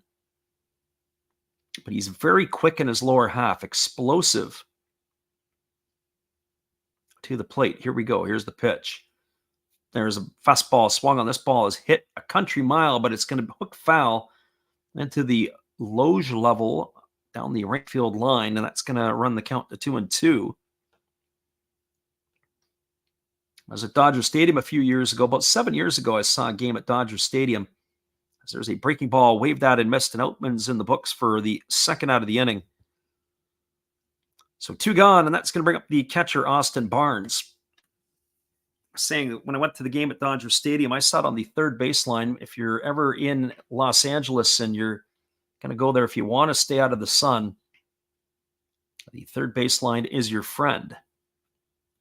Here comes the first offering to Barnes. It's a breaking ball taken for a called strike. The count is 0-1. Barnes tonight 0 for 1. He grounded out to third his first time up. As Martinez ready to go again, he kicks and delivers. Breaking ball misses outside. They appeal down to the first base umpire, and they say that he went around. Now the count goes to 0-2 on Barnes. So Martinez settling in here. As the pitch is on the way, it's a breaking ball missing down and away, and the count is 1-2. His 10th appearance on the season. He's worked 4 as a starter, has Martinez. And this is his 6th appearance as a reliever, so he's been a bit of a swingman. And there is a changeup swung on and missed. Back-to-back strikeouts, and it's the first 2 of the ball game here for Martinez. And that is going to retire Barnes for out number 3. No runs in the inning, no hits, no errors, and nobody left aboard. We're now through 5 complete at Chavez Ravine. It is the Reds 4, the Dodgers, no score. Stick around, everybody. We'll be back in just a bit with all the action as you are listening to the Last Raps Baseball YouTube channel. Hang tight, everybody. We'll be back in a few.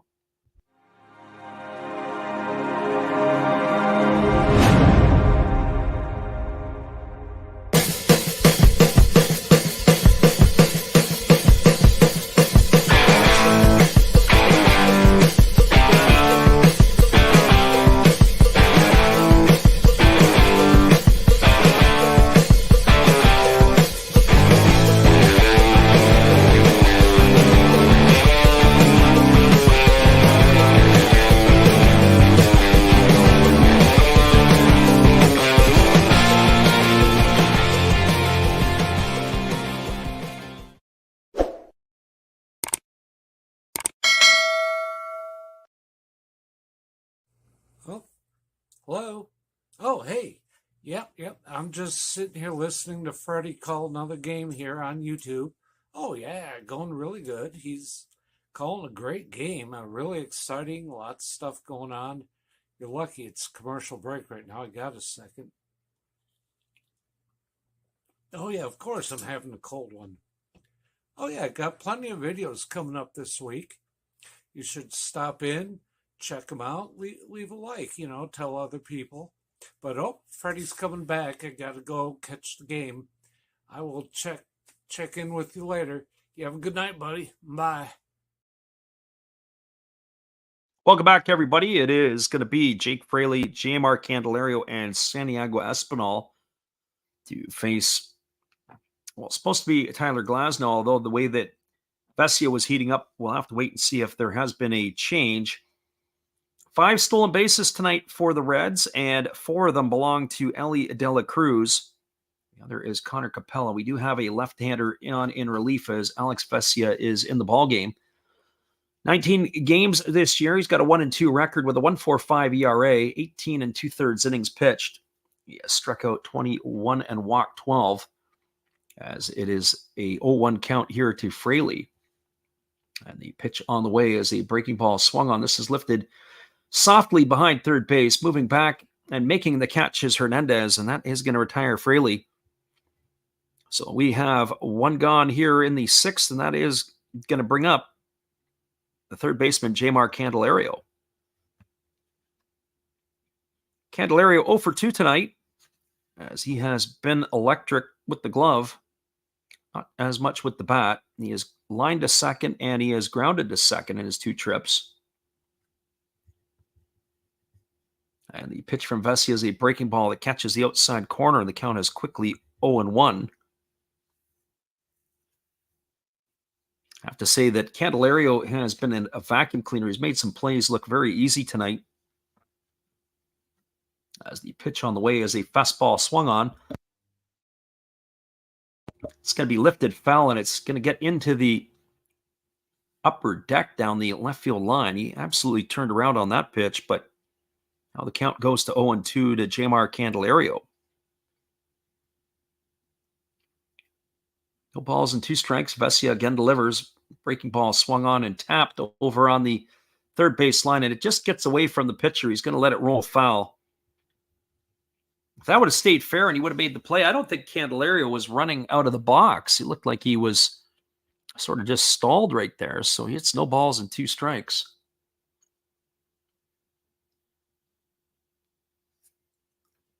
So Vesia is going to get himself a new baseball. We'll be ready to go here again.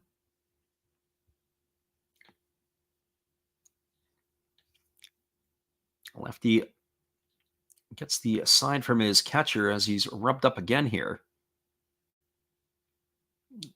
And now he holds set. Here comes the pitch. He kicks and he delivers a fastball that misses up and away, and the count goes to 1-2. So 1 ball and 2 strikes to Candelario. Lefty again working to the set. Here comes the pitch. Vesia kicks and delivers. It's a breaking ball again, missing down, and the count goes to 2-2. I have to say, he uses that pitch clock almost right to the last second or so. Here comes the 2-2 offering now. As Vesia works set. Pitch on the way. Fastball swung on, and it's going to be lifted fouled on the right field line. Still 2-2 to Candelario. It's starting to turn into a bit of a battle here. Dodger lefty gets himself another baseball ready to go again. And now he works himself into a set position, and he kicks and delivers. There is a breaking ball swung on. It's popped up over on the left side of the infield. Moving back onto the outfield grass is Mookie Betts, and he's there to make the catch. And Candelario is going to be retired for the second out of the inning, and that's going to leave it up to the second baseman, Santiago Espinal.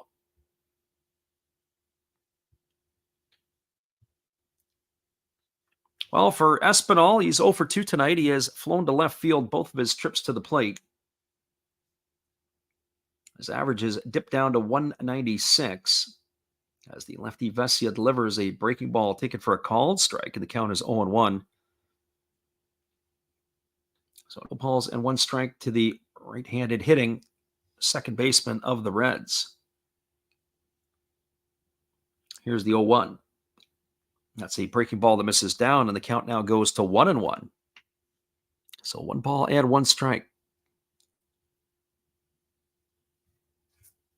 After this one is over, we'll give you the full recap of all the games from around the MLB. A light schedule on a Thursday, but we will get you caught up here quickly on the scores as that breaking ball is swung on and fouled away, and the count is 1-2.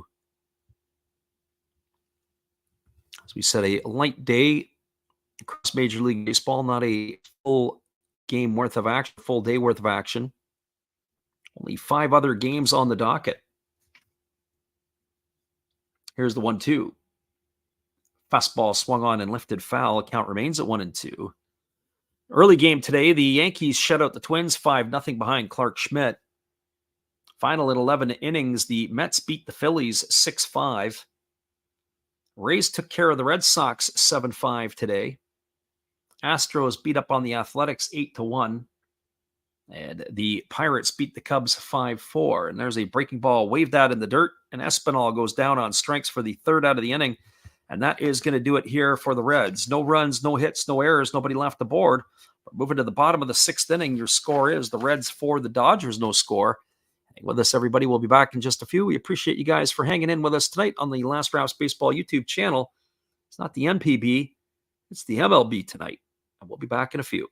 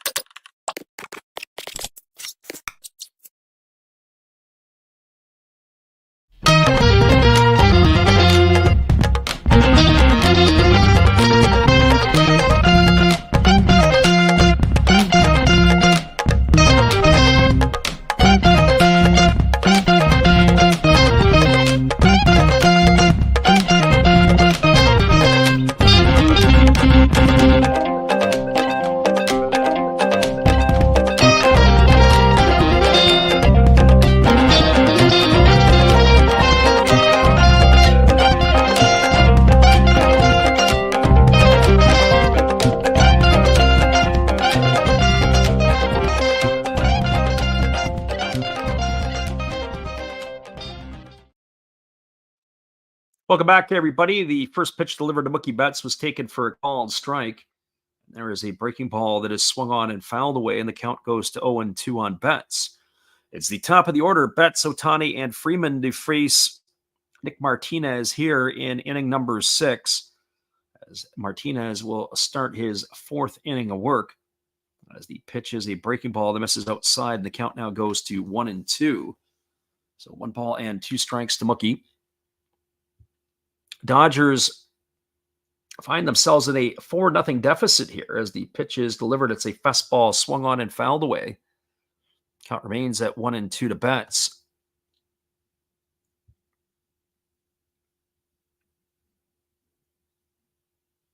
Betts batting from the right side against the right-handed throwing Martinez. And here comes the offering, as he rocks into delivery, and it is a breaking ball swung on, and yet another one sliced down the right field line. It gets over the netting and into the seats, and the count remains at 1-2 to Betts.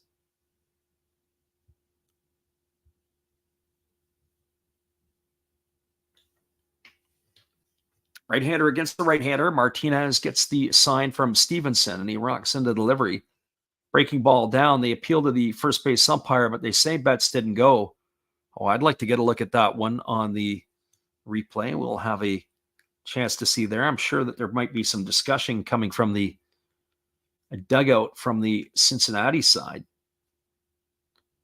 especially after a couple of the check swing calls we saw against the Reds in this one. Here comes the pitch. Fastball swung on, and it's lined to the second baseman as Santiago Espinal crawls the ladder. That was a good swing there by Betts. Really did a good job keeping his hands inside the ball. But he hit that ball right on the screws, right to the second baseman Espinal for out number 1. That is going to bring up the designated hitter, Shohei Ohtani. And for Ohtani tonight, he is officially 0 for 1. He has popped to the catcher, and he has walked and stolen a base. As Martinez rocks into the windup and delivers, there is a breaking ball that's taken for a called strike, and the count is 0-1. With that stolen base in the first inning, Ohtani has improved his season total to 11. As the right-hander delivers, it is a changeup that misses down, and the count goes to 1-1. Dodgers looking to find a way to break the ice here to get on the board, as the Reds open the scoring with their first hitter tonight, Will Benson, depositing a home run into the right field seats. And the pitch is a breaking ball swung on and missed. The count now goes to 1-2 on Ohtani. So 1 ball and 2 strikes. Martinez ready to go again as he rocks into the windup and delivers. Breaking ball swung on and missed, and Ohtani goes into the books He's gone on strikes for the second out of the inning, and that'll bring up the first baseman, Freddie Freeman. So Martinez has been very effective since entering the ballgame in the third inning. He has worked 3 2/3 innings, only allowing the infield single to Teoscar Hernandez. As Martinez ready to go again. He rocks into the windup and delivers. Breaking ball misses down, and the count is 1-0. I wonder what the Dodgers have up their sleeves at the back end of the ball game here. So 1 ball and no strikes to Freeman. Martinez rocks into delivery, and there's a fastball swung on. It's lifted foul down the left field line. 1 ball and 1 strike to Freddie Freeman.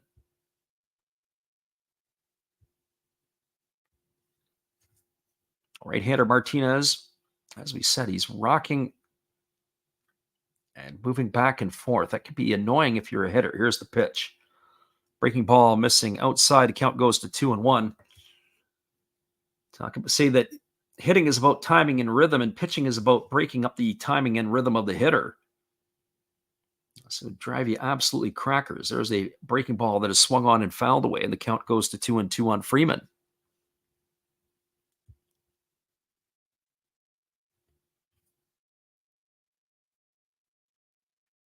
Freeman again waiting here on the offering from the right-hander as Martinez delivers again. It's fastball that is lifted into straightaway center field.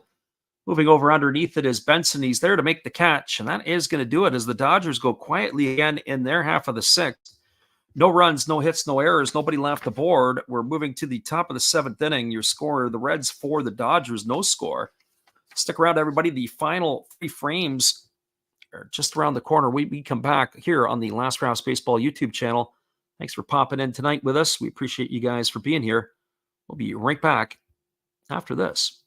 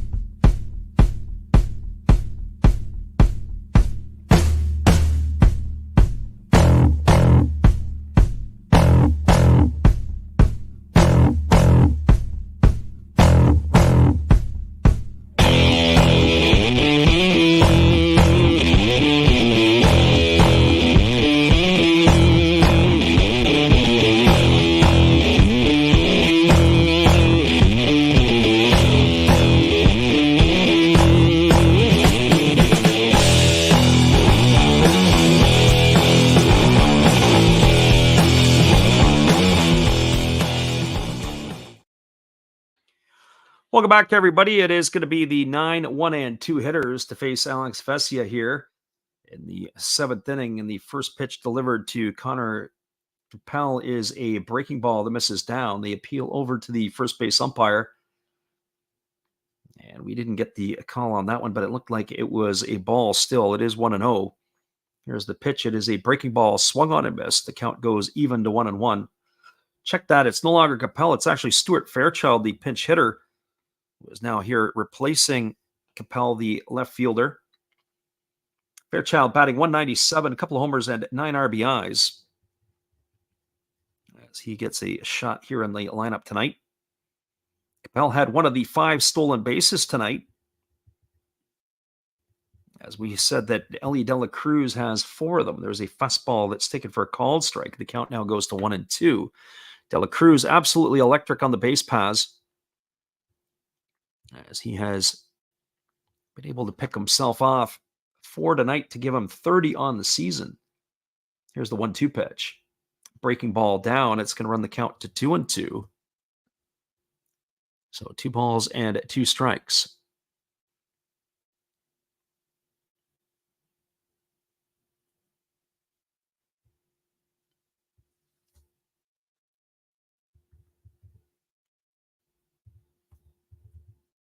The offering from Vesia is a fastball taken at the knees for a called third strike.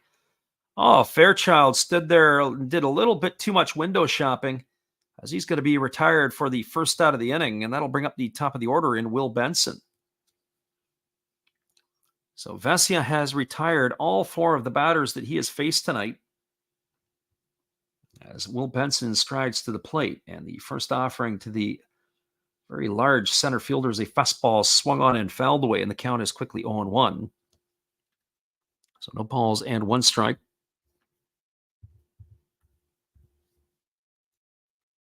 He posited that home run in the first inning was approximately about 20 rows into the seats.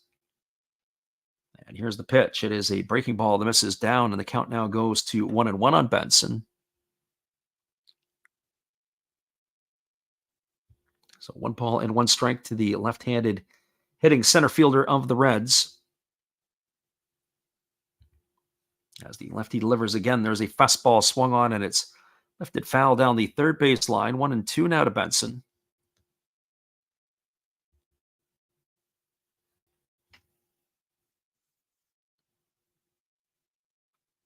I have to say, the pitchers work extremely quickly. There is no rest for the weary here. Here comes the 1-2. There's a breaking ball that misses down and away. Good job there by Benson to hold up on that. Nice pitch there by Vesia. See if you could get him to go fishing. So 2 balls and 2 strikes as the lefty again holds to the set. And now the pitch. That's a breaking ball that misses way outside. It's now 3-2 to Benson. Good discipline there by the outfielder of the Reds.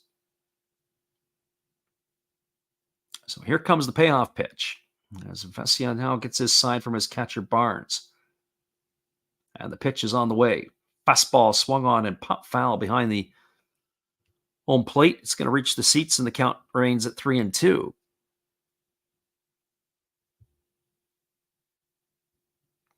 So 3 balls and 2 strikes to the left-handed hitting center fielder. As we said, he's an absolute mountain of a man. And the offering on the way. Fastball again swung on and again fouled away. I think Dave Winfield stood at 6'7". He's not a slouch. The bat looks tiny in his hands. I don't know what kind of length that Benson chooses to swing, but it looks like swinging something like a 31 or a 32 inch. That's what it looks like. I'm sure it's not. Here's the 3-2.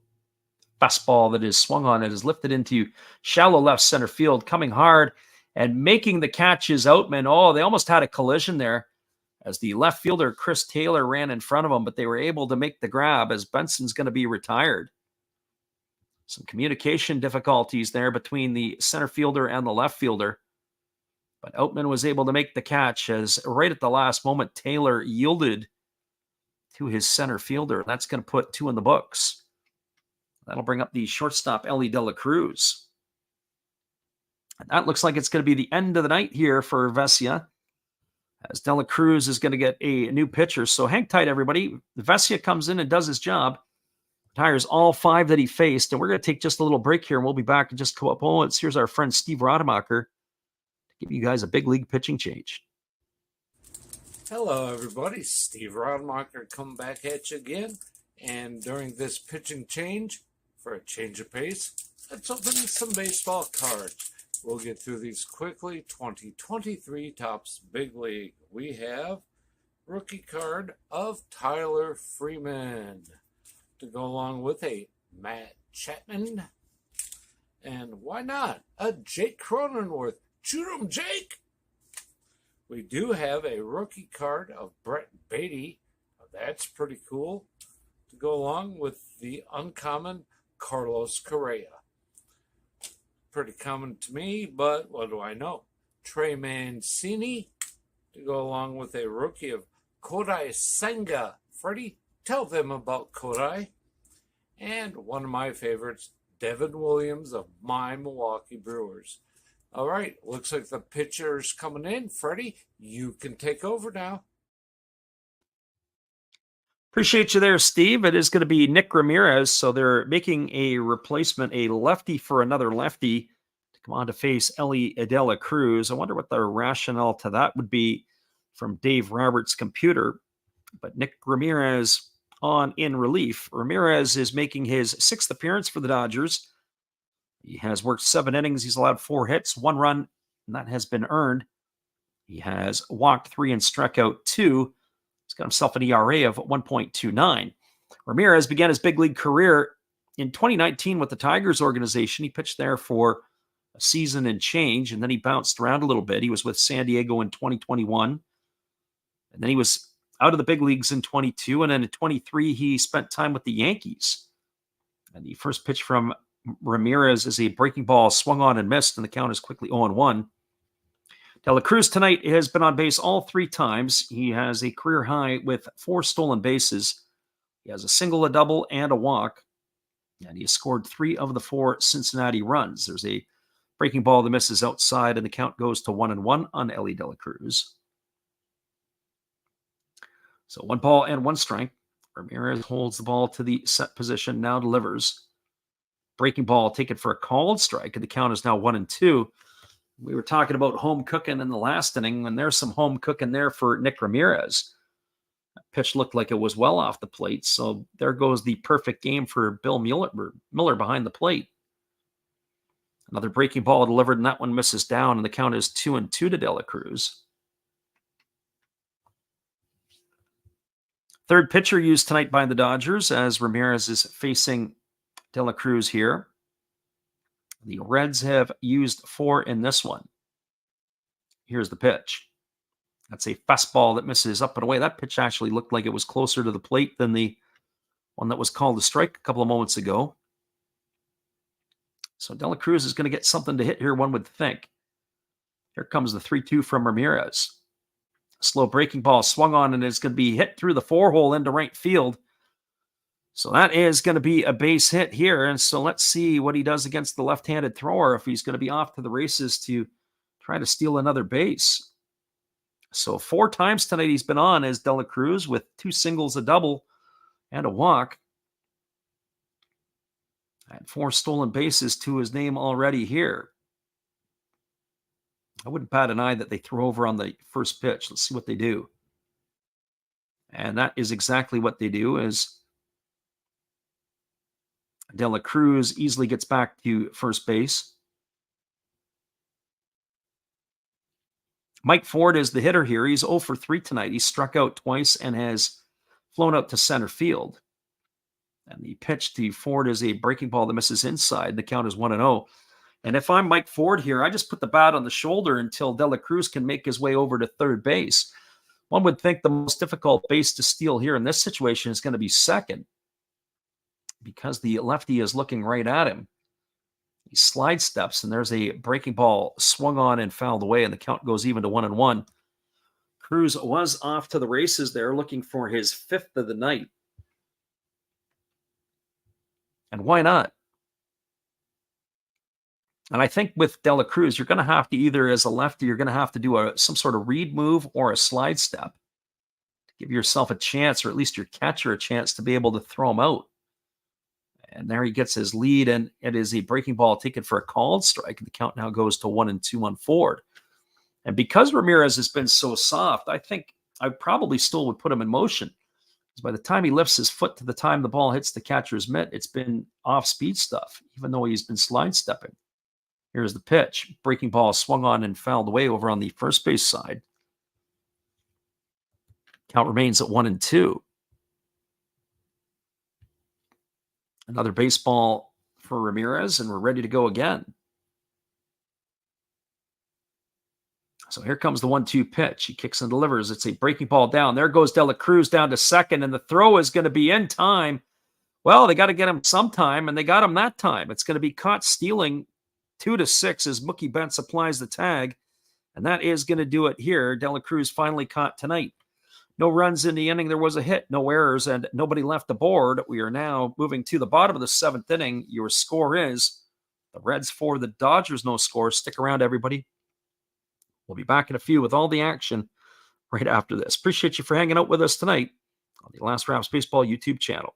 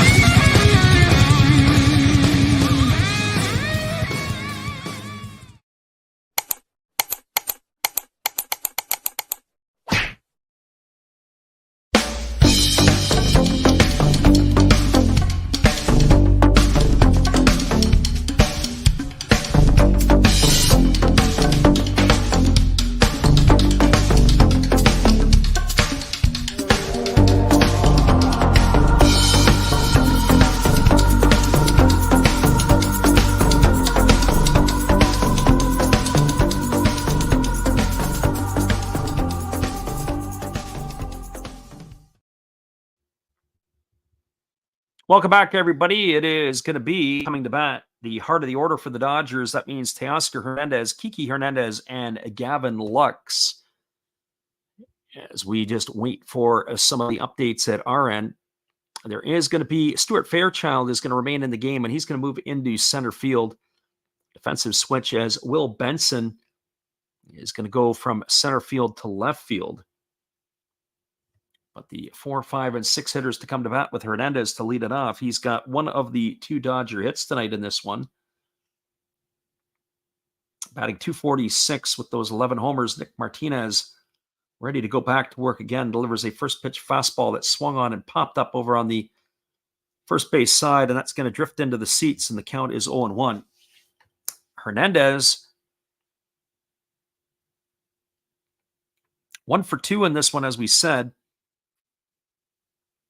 The only hit that Nick Martinez has allowed since entering the ballgame back in inning number 3.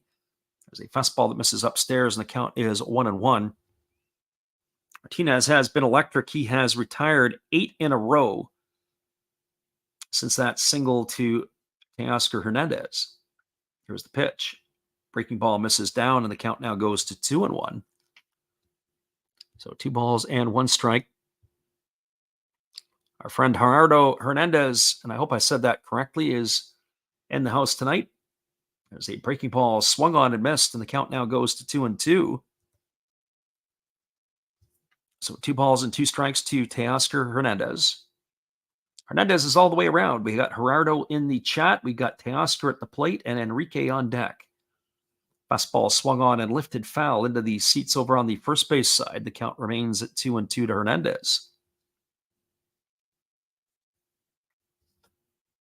Those of you who joined us, this is our first MLB game of the year that we're doing. We usually are up in the middle of the night giving the descriptions of the Japanese games. So hopefully you guys can return for that. That's a lot more fun, as we do have an audience that likes to come in to listen on the weekends. And we also slip in some stuff in the middle of the night as well. Here comes the 2-2 pitch. Fastball misses down, and it's now 3-2 to Teoscar. As we said, Nick Martinez now up to 61 pitches. One would have to think this would probably be his last inning of work before they maybe turn it over to the rest of the bullpen. 3-2 on the way. It is a changeup swung on and missed, and Teoscar goes in the books. That is going to be the 4th strikeout recorded by Nick Martinez. And that is one away, and that is going to bring up Kiki Hernandez. Gerardo says he actually lives really close to Dodger Stadium in that Chavez Ravine area. I was saying earlier in the stream that I got a chance to get down to LA in, I believe it was 2017. First pitch breaking ball taken for a called strike. It was my first time in Los Angeles. Got a chance to see the Dodgers and the Marlins. That was at a time when Yasmani Grandal was still behind the plate for LA. He probably was the best player on the day. Breaking ball misses down and away, and the count goes even to 1-1. Young Cody Bellinger in the lineup. And Giancarlo Stanton was patrolling the outfield for the Marlins. Here's the 1-1. Breaking ball misses down, and the count now goes to 2-1. That was at the time when it was Yelich, Ozuna, and Stanton. And you think about that outfield, what that would be like when healthy. Pretty amazing. There's a breaking ball swung on, grounded softly to short, fielded by De La Cruz. He throws to first, and Hernandez is going to be retired on a ground out 6-3. So 2 gone here in the inning, and that's going to bring up the second baseman, Gavin Lux.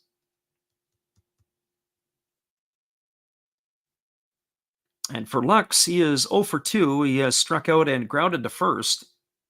And his 2 trips to the plate tonight, his season average is dipped to 191. I was saying before, earlier in the stream tonight, that kind of unfortunate for Gavin Lux, the way that it's gone for him the last couple of years, not being able to stay healthy as that breaking ball misses down. Count is 1-0. He's also had some struggles defensively, certainly in spring training this year. Was a bit of an adventure for the left-handed hitting Dodgers second baseman. Here's the 1-0. Fastball swung on, grounded over to the right side, taken on the backhand by Santiago Espinal as he dives to his right. Gets up, but he throws to first, and Lux is in the books. It's a ground out 4-3 for the third out of the inning. And that is going to do it here for the Dodgers in their half of the seventh. Well, they go in order. No runs, no hits, no errors, and nobody left the board. We are now through 7 complete. Your score is Cincinnati 4, Los Angeles no score. Stick around, everybody. We'll be back in just a few with all the action. Appreciate you for dropping in with us tonight, Gerardo, and everybody else who's been with us today. We'll be right back after this. Hello, this is Eric Fox, formerly of the Oakland A's and Texas Rangers baseball teams. If you want to learn about Japanese baseball, see Coach Fred of Last Raps Baseball. If you want baseball instruction, see Coach Fred. If you want to learn about golf, do not go to Coach Fred. Fred, what kind of club is this? At Last Raps Baseball, we know baseball. That's right, everybody. We know baseball, and we certainly don't know golf. We'll be back in just a few. It is going to be coming up for the Reds. It'll be Ford to lead it off, Steer and Stevenson to follow, and we'll be right back after this.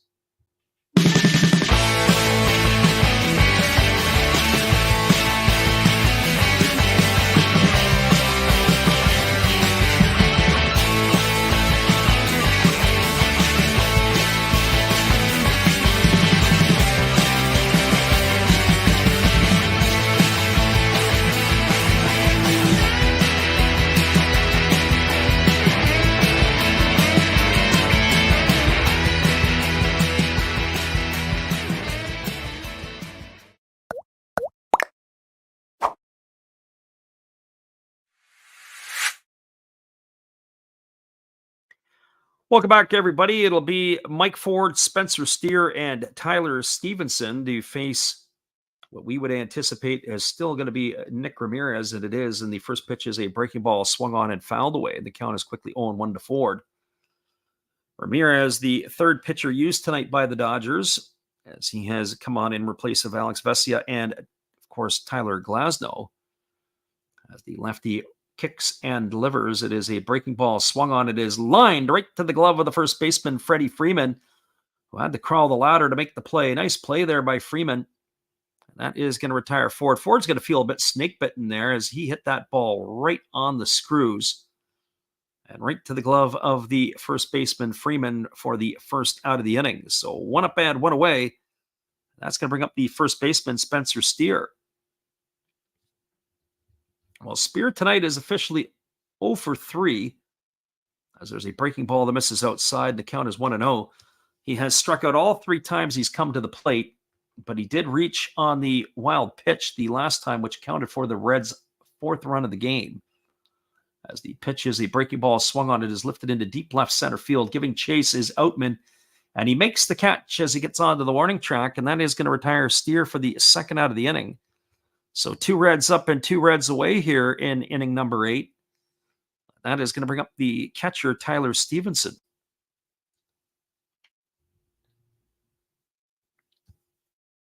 Well, for Stevenson tonight, he's officially 2 for 3. He's got a single, a double, a pair of RBIs, and he's also flown to center. And the first pitch is grounded softly back to the pitcher, fielded by Ramirez. He underhand tosses it to first, and that is going to do it. It's going to go down as a ground out 1-3. And the Reds go quietly in their half of the 8th inning. No runs, no hits, no errors, nobody left aboard. Your score as we move to the bottom half of the 8th, it is the Dodgers trailing the Reds 4-0. We'll be back in just a few. Appreciate you guys who popped in tonight. Whether you listen live or on delay, it's great to have you around. We'll be back in a few.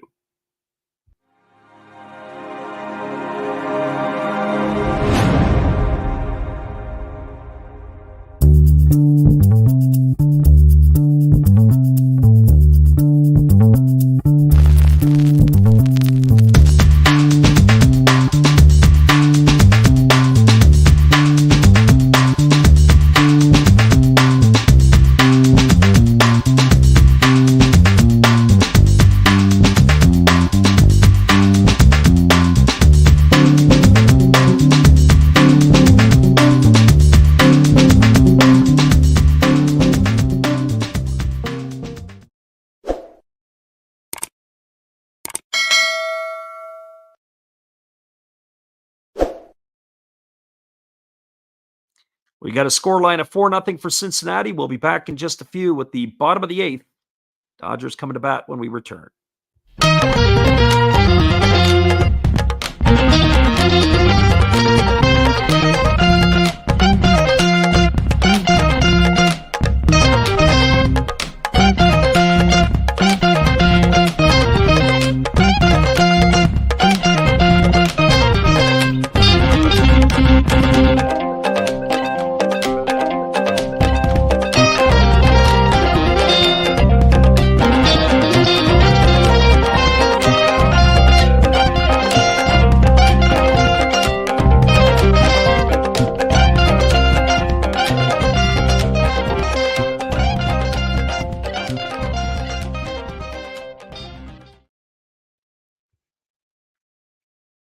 Welcome back, everybody. Slated to come to bat for the Dodgers in this half inning will be Chris Taylor, James Outman, and Austin Barnes, the 7, 8, and 9 hitters.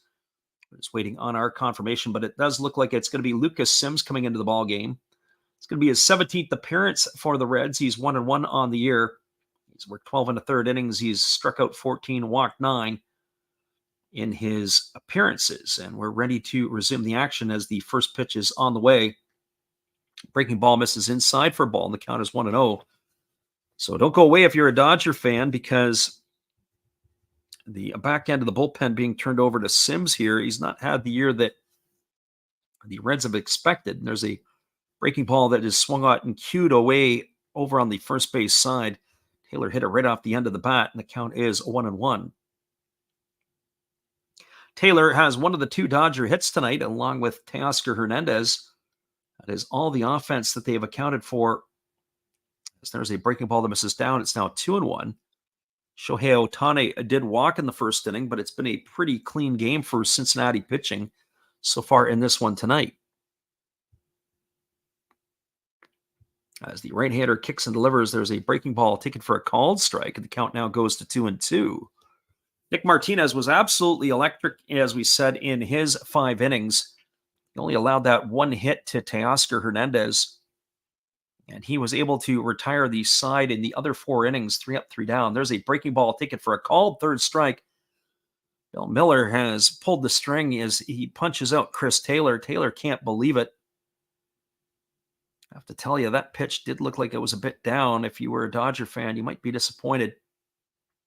So he is gone for the first out of the inning, and that's going to bring up the center fielder, James Outman. Well, for Outman tonight, it's been a tough night. He's 0 for 2. And the first pitch breaking ball is taken for a called strike. The count is 0-1. Outman's average has slipped to $148, 3 homers and 10 RBIs. You got to wonder if there could be a time that he might get optioned down to AAA, but we'll have to see if they're going to let him play that out. Breaking ball swung on and missed. The count now goes to 0-2. I think of the Detroit Tigers with Parker Meadows. He was hitting for quite a while below the 100 line. He was setting a new all-time low. He figured that they would probably send him down to go work on his game and maybe relax a little bit. Breaking ball swung on, popped up, and this is going to reach the seats behind the first base side of home plate. Count remains at 0-2 to Outman. So no balls and 2 strikes. Dodgers are starting to run out of sand in the hourglass as there's only got 5 outs left to go in this one to try to make a comeback. Here's the pitch. Breaking ball swung on, lifted into shallow right field, coming in and toward the foul line is the right fielder, Jake Fraley. He's there to make the catch. And Outman is gone for the second out of the inning, and that'll leave it up to the catcher, Austin Barnes.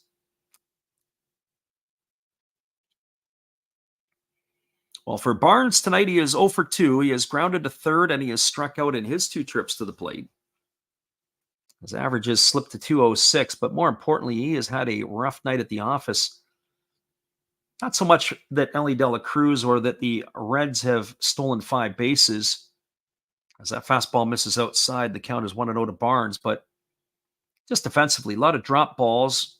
Tried to backhand a ball, ended up going all the way to the backstop and counting for the 4th run of the night for the Reds as that breaking ball drops in for a called strike. 1 ball and 1 strike to Barnes.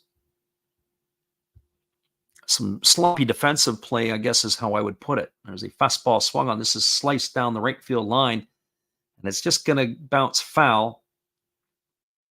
It's going to run the count to 1-2 to the Dodger catcher.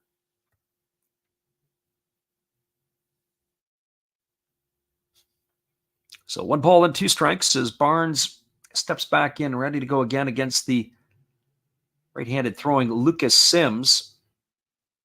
As the pitch is on the way, it is a breaking ball swung on and another one lifted foul behind home plate. The count remains at 1-2. All of the firepower is waiting to come to bat in the next inning with Betts, Ohtani, Freeman, Hernandez. Could have used a couple of batters to get on. Here could the Dodgers. There's a fastball swung on and fouled away. Count remains at 1-2.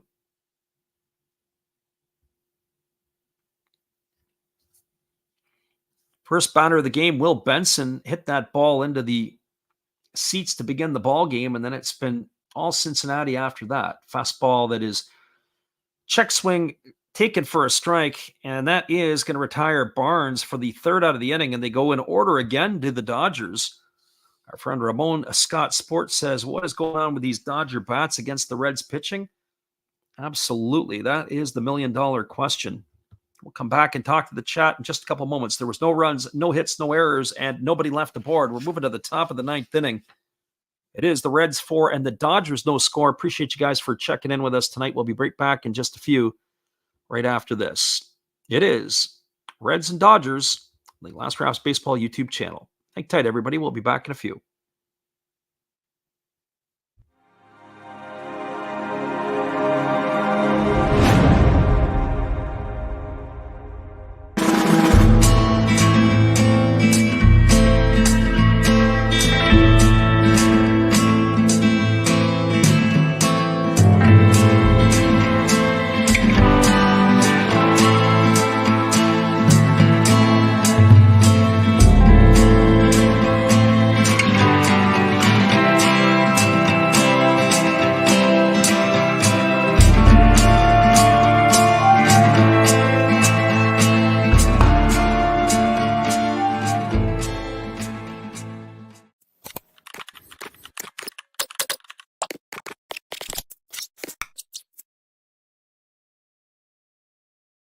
We got our score line of 4-0 for the Reds. We'll be back in a few with all the action after this. Hello, this is Eric Fox, formerly of the Oakland A's and Texas Rangers baseball teams. If you want to learn about Japanese baseball, see Coach Fred of Last Raps Baseball. If you want baseball instruction, see Coach Fred. If you want to learn about golf, do not go to Coach Fred. Fred, what kind of club is this? At Last Raps Baseball, we know baseball. Welcome back, everybody. Nick Ramirez stays in the ball game as he's going to be facing Jake Fraley, Jmar Candelario, and Santiago Espinal. The first pitch that was delivered to Fraley was fouled away for strike 1, and now he's fouled the second breaking ball away for strike 2. Fraley is 0 for 3. He has struck out twice and popped to the third baseman. He's watched his season average dip to 290 as he does have a homer and 7 runs batted in. Here comes the 0-2 pitch. As the pitch is on the way, it's a breaking ball, waved at and missed, and Fraley in the books for out number 1. And that is going to bring up the third baseman, Jmar Candelario. Our friend Picks from Dave in the house. He says he brought some friends and didn't know you did the MLB as well as the NPB. Well, it's great to see you, Picks from Dave. This is our first MLB game of the year. We really don't do a whole lot, as time does not permit. Sometimes we do it in the daytime. As the first pitch breaking ball to Candelario is waved at and missed, and the count is 0-1. Mostly the NPB has been on our docket, but we're going to always try to slip in some MLB games, and I would say probably 20 to 30 a year.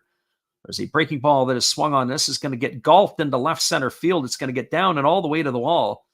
Candelario around first, heading for second.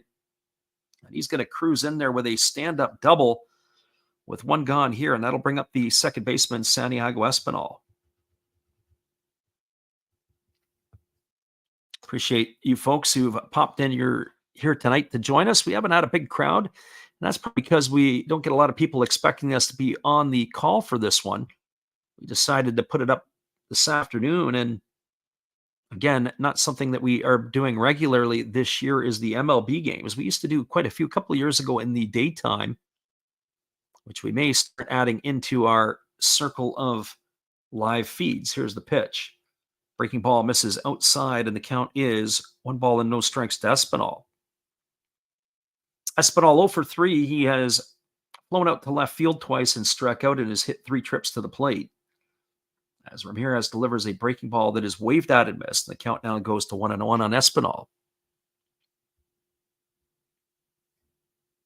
In the top of the 9th inning here, there's 1 gone for the Reds. The Dodgers will have their last wraps to try to do some damage in the bottom of the 9th. As the lefty kicks and delivers, it's a breaking ball that misses outside, and the count now goes to 2-1. I myself am trying to multitask a little bit, checking in on the National Hockey League playoffs and other things.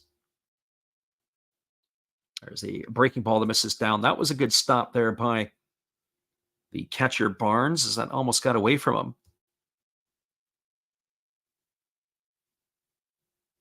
Looks like the basketball will have a good series going on, as it looks like the Timberwolves have tied the series against the Nuggets. So all eyes on that for Game 7. Breaking ball misses down. It's going to be ball 4, and Espinal is going to be aboard with a walk. Maybe not the worst thing, put up a forced situation, as it's going to bring Stuart Fairchild to the plate.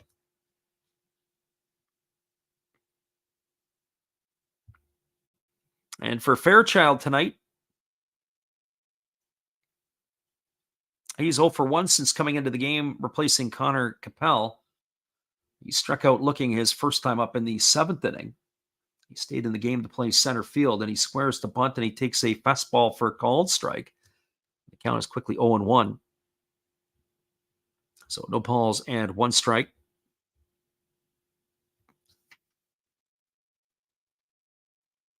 Lefty Ramirez checks the runner over at second. Here comes the pitch. Breaking ball down. It's now 1-1 to Fairchild. As we said, a light night in Major League Baseball. Once this game is done, we will give you the roundup from around the MLB. As the lefty delivers, it is a fastball swung on. It is lifted into straightaway center field. Giving chase is Outman, but he's going to have to play it off the wall. Rounding third and heading home is Candelario. Cruising into second with a double is Fairchild. And Espinal will stop at third, and that is going to increase the scoreline to 5-0. A little bit of insurance here for the Reds in the top of the 9th inning. So an RBI double for Fairchild scores Candelario. That'll bring up the top of the order in Will Benson.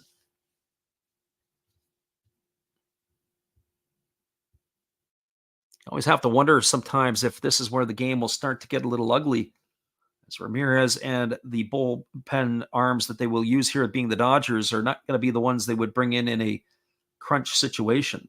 First fastball misses inside to Benson. It's 1-0. Ramirez kicks and delivers. Breaking ball swung on and taps slowly foul over on the first base side, and the count runs even to 1-1. Benson tonight is 1 for 4. The big blow was the home run in the first inning to begin the ball game. Got the Reds rolling. Dodgers have the infield in here. Anything hit hard that could squeak through could cash a pair. Here's the pitch. Breaking ball swung on and missed, and the count now goes to 1-2. So 1 ball and 2 strikes it is.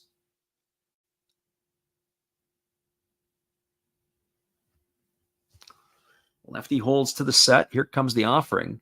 Fastball down. It is stopped by the catcher. Nice play that time by Barnes. We've been criticizing the catcher tonight because of his blocking and his receiving, but that was a nice play. It was almost like self-defense. He looked like a first baseman trying to pick a ball in the dirt. Here comes the 2-2 pitch. Breaking ball misses way outside, and that's going to run the count to 3-2. Well, they do have the open base, but waiting on deck is Ellie De La Cruz. The only thing with Ellie De La Cruz is you can't steal first, and he would be blocked if they had to put him on. There's a breaking ball that misses down and away, and that's going to be ball 4. So Benson has walked to load the bases, and Ellie De La Cruz is coming to the plate tonight, and he's going to get a chance to hit from the right side here.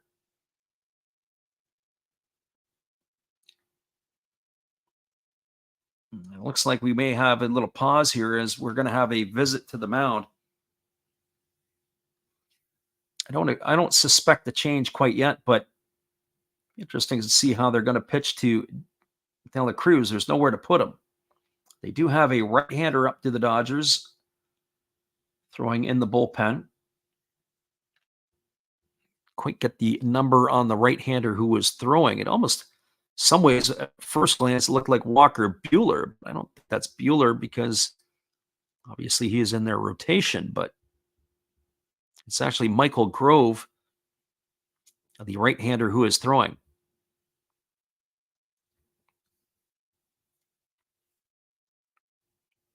Ellie De La Cruz coming to the plate. He's batting .273. He's 3 for 3 tonight. The double, 2 singles, a walk. He scored 3 runs, and he's stolen 4 bases. And the first pitch from Ramirez is a breaking ball that swung on and missed. It looked like he wanted to put that one into the parking lot at Chavez Ravine. No balls and 1 strike to De La Cruz. Ramirez holds set and delivers. Fastball misses down. The count goes to 1-1. So 1 ball and 1 strike.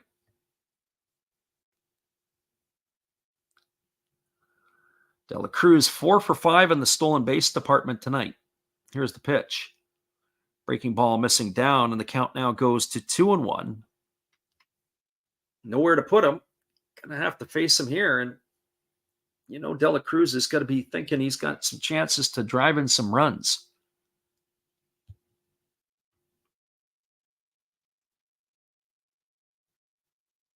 If he can really heat up, he'll pick up the Reds for sure. But we said the Reds at the beginning of the game were sitting in 4th place in the National League Central.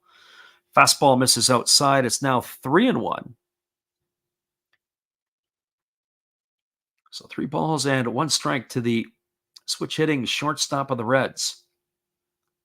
And here's the pitch.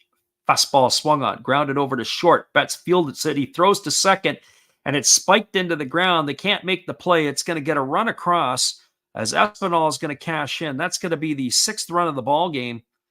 Gavin Lux couldn't pick it as Benson was coming down, sliding in. We're going to have to wait to see how they score that one. But the Reds are going to get themselves yet another run here. They're going to rule that one as a fielder's choice.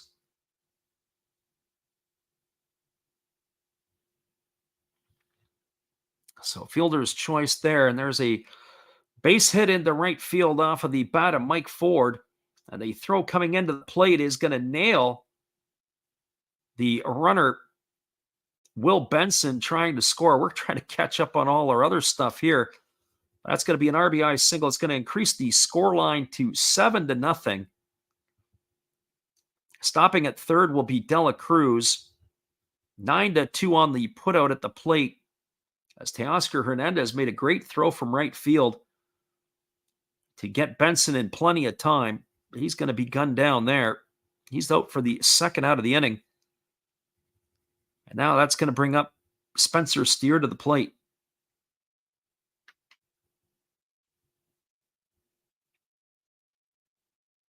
I wonder if they're going to go have a look at this. Let's take a look at this ourselves. The ball came into the plate. Barnes applied the tag. I think that's what they're actually looking at to see if he did apply the tag. Let's add a couple of more runs. He blocked the plate, has full entitlement to it, but did he apply the tag to Benson? It was really weird. It was a strange play because he ended up on his backside. It was like he was smothering the plate, except when he rolled over onto his back, it looked like there was an opening in between his legs where the runner tried to get to. Sounds like when I'm describing this, it's a bit odd. Odd is the case. Well, we've got it in our books as a 9-2 putout, and we're going to leave it at that for now because I think they're going to call him out. I don't think this is going to get overturned at all. But I've seen some stranger things in the last little bit. Let's see what the umpires have to say on this and what New York does. Our friend Killenwez in the house says he just got home from the Dodger game. Best thing about today's game was he got a bonus Ohtani bobblehead. Yeah, you know what? That's interesting because I got to tell you a funny story on the bobbleheads. I was at the game between the Reds and the Mariners I'd say about a month or so ago. And it was Ken Griffey Jr. bobblehead night. And they had two different variations of the bobblehead. They had one in white and one in teal. And anyways, what ended up happening was I got the bobblehead and I was watching the game, and it was in the ninth inning, and there was a fellow I was talking to. He was up from Texas, him and his girlfriend, and he said to me, he goes, "Would you like to sell the bobblehead?" And I said, to be honest with you, I said, everything's got a price. He says, "I'll give you $20. I said, "Well, that's not the price."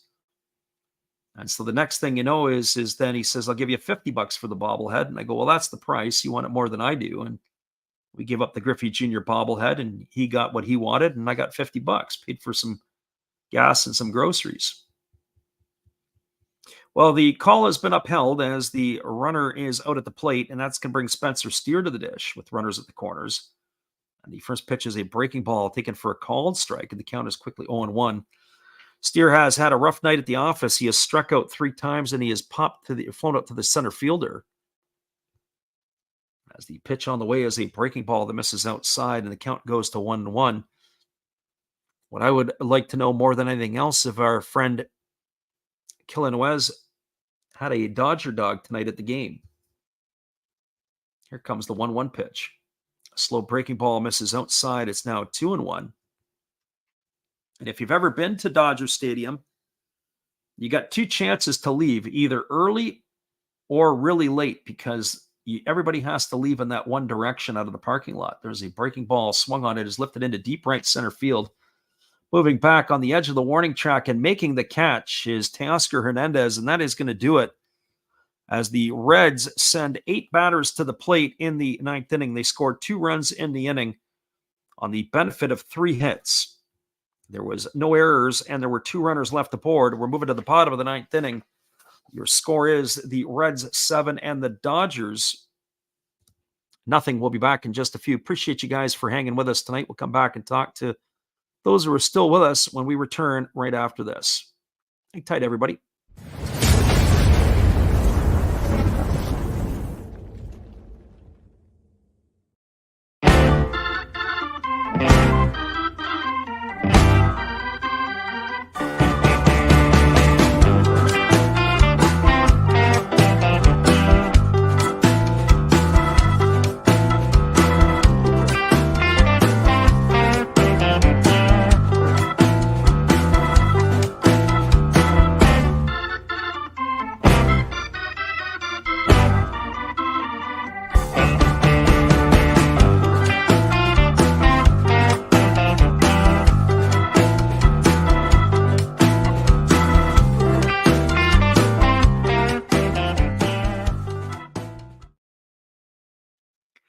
Welcome back, everybody. The bottom of the 9th is coming up here. We'll cut our intermission a little bit short. We'll talk to our friend Killenwez, who is in the house. He said he did have the Dodger dog tonight. You lost me at ketchup, onion, and relish, but you had me at the mustard for sure. I have to say, the Dodger dog, I was all hyped to get it when I had it a few years ago, but have to admit I was disappointed. Years ago at Tiger Stadium in Detroit, they used to have the ballpark franks by High Grades, and the high grade ballpark franks were top notch. Then when the ownership had changed, they changed the hot dogs, and the hot dogs were absolutely terrible. I don't know what they went to. It might have been Johnsonville or something like that. Sam Moe is the new pitcher now coming in, as it looks like they are going to have bets. It looks like Ohtani's night will be done as Andy Paes is on deck. So we'll see who else they send up to face here against the left-hander Moe. As the lefty kicks and delivers, it's a breaking ball. Take it for a call and strike. Betts tonight 0 for 3. It's flown out twice to left field and grounded out. As Moe ready to deliver again. He kicks and he fires. It is a fastball that misses outside, and the count goes even to 1-1. Friend Killenwes says, not going to lie, we left in the fourth. So many cars in that parking lot. Yeah, absolutely. Go to that Dodger game, and it's a problem. But if you're going for a bobblehead night, as that fastball misses upstairs and the count goes to 2-1. I mean, you think about it on a Thursday night. I wonder why they would do a bobblehead night on a Thursday. I would have thought that the Dodgers could have drawn decently on that night. It would have been maybe a Monday or Tuesday or even a Wednesday to make more sense. Fastball taken for a called strike. It's now 2-2 to Betts.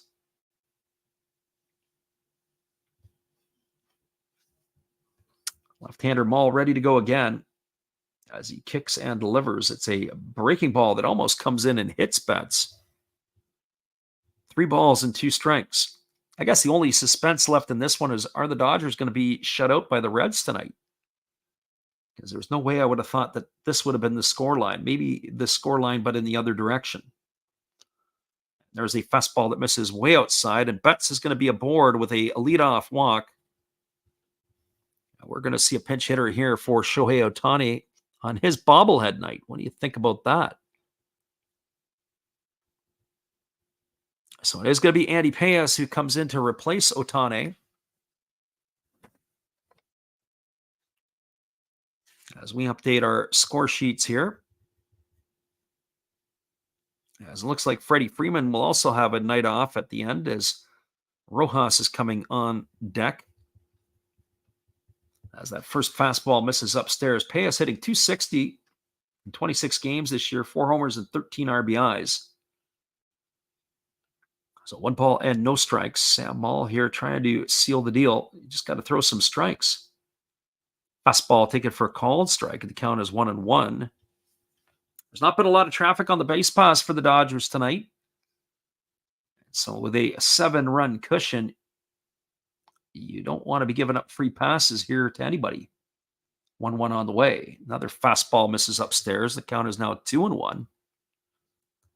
So 9 pitches from the lefty, and 6 of them have been for balls. Moe holds at the belt. Now he delivers. Fastball catches the inside corner, and Paes, you can tell by his body language, didn't like the call. Shaking his head to the home plate umpire, Bill Miller. So 2 balls and 2 strikes. I have to say, though,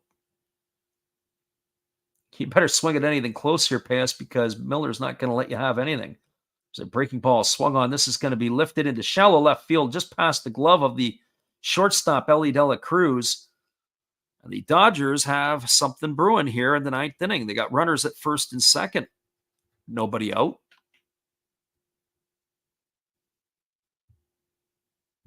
That is going to bring up, well, slated to bring up Freddie Freeman, but we're not going to see Freeman come to hit. As it is going to be Miguel Rojas here to pinch hit. Rojas hitting .258, a couple of homers and 7 RBIs. The first pitch is a fastball taken for a called strike, and the count is 0-1.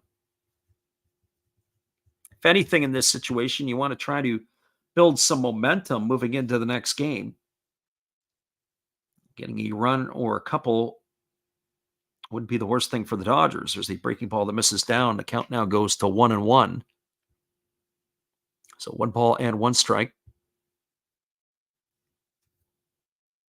Lefty holds to the set, checks the runner, bets at second, and now delivers. Fastball swung on, and it's hit foul.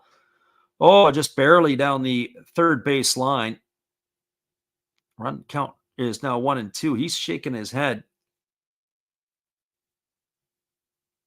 Rojas that he just missed that pitch. I'd like to see that replay again to see where that was. It sure wasn't foul by much. So 1-2 to the Dodger pinch hitter. They do have action in the bullpen. It is Buck Farmer who is now up and throwing. I would think that they would have probably preferred not to have Buck Farmer get up to throw, but he's getting a hurry in. He's getting hot in a hurry. Here's the pitch. Breaking ball swung on, tap foul. As Jamar Candelario fields it in foul territory, and the count remains at 1-2. So a walk and a knock has got the Reds reliever in a little bit of trouble here. As the lefty now kicks and delivers, it's a breaking ball swung on and fouled away, and the count remains at 1-2. 16 pitches already for Maul here in the inning. As Rojas digs in again, ready to face the left-hander. And now the pitch on the way. Fastball, it's a check swing foul. Couldn't hold up, could Rojas. Keeps the count at 1-2.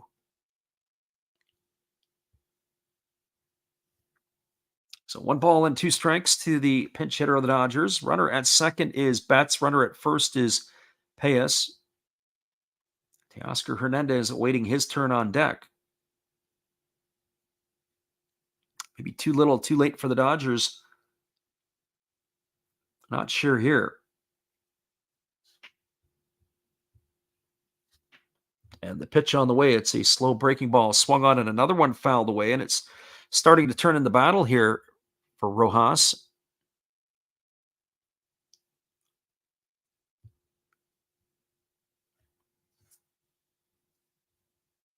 7-0, the Reds lead it here in the bottom of the 9th inning. Dodgers have a pair on with nobody out.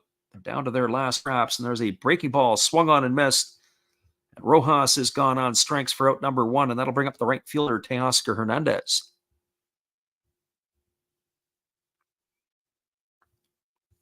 Keeping my eye on things, but that looks like it's going to be the end of the night here.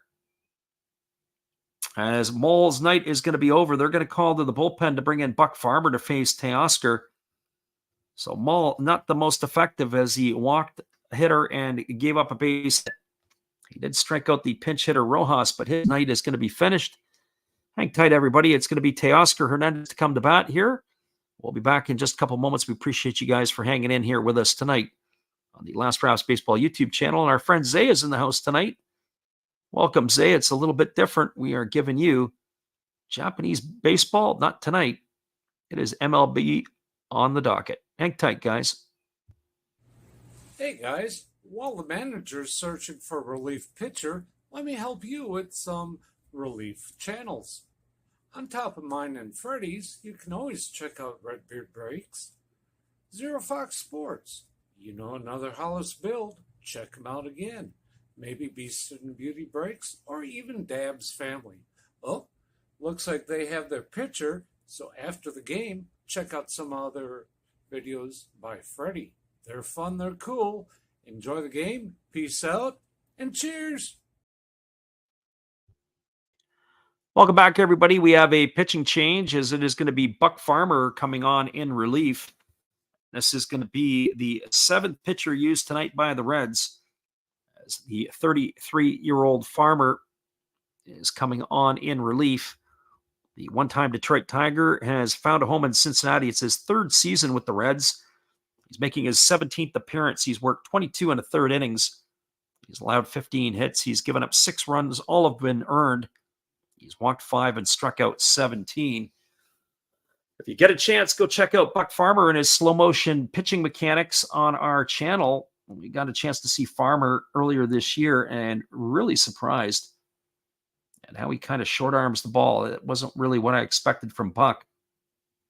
That is what he has here. He's a decent sized fella. As the right-hander, he is 33 years old. He stands at 6'4" and 243. As he checks the runner, butts at second and now delivers. It is a fastball swung on and fouled away. He's got a bit of a herky-jerky motion, and the ball comes flying out of his ear. That is the one thing that will throw hitters off. I don't know if he ever had. I have to go back and look him up, as there is a fastball swung on and missed. And the count is now 0-2 to Teoscar Hernandez. He had 21 starts in his career out of 372. I couldn't never see Farmer as a starter just with that motion, but that had to have been when he was with Detroit or as an opener. Breaking ball misses down and away, and the count goes to 1-2. As I look back at some of his history, in fact, they were with the Tigers. All of his starts that we can pick off here. And I would have to say probably not as an opener. Breaking ball swung on and fouled away, and the count remains at 1-2 to Teoscar. Friend Zay, who's in the house tonight, good news for you, as we will be doing the call of the Marines and the Fighters next couple of nights. But we're not going to do the game tonight. It is Roki Sasaki. That breaking ball misses way outside. The count's 2-2 to Hernandez. Roki Sasaki is going tonight for the Marines against Shoma Kanamura. Here's the pitch. That is a changeup swung on and missed, and that is going to retire Hernandez. He's going to be in the books here for out number 2. So 2 gone, and that is going to bring up the third baseman in Kiki Hernandez. And for Hernandez tonight, he is 0 for 3. He has flown to left, popped to third, and grounded to short. As the pitch from Farmer is on the way, it's a breaking ball swung on and lifted foul. Over on the first base side, the count is 0-1. Way more empty seats at Dodger Stadium than there was to begin the night, but that's to be expected when you're down by a converted touchdown. 7-0, the Reds have the lead. As the right-hander Farmer checks the runner, butts at second, now delivers. Fastball misses upstairs, and the count now goes to 1-1. So 1 ball and 1 strike to Kiki Hernandez. Farmer ready to go again. He checks the runner at second, now delivers. Breaking ball misses outside. They appeal down to the first base umpire, but they say that Hernandez didn't go. The count is now 2-1. So 2 balls and 1 strike. Farmer working set. A long hold this time. Now he delivers. Fastball swung on and missed, and the count now goes to 2-2 on Kiki Hernandez.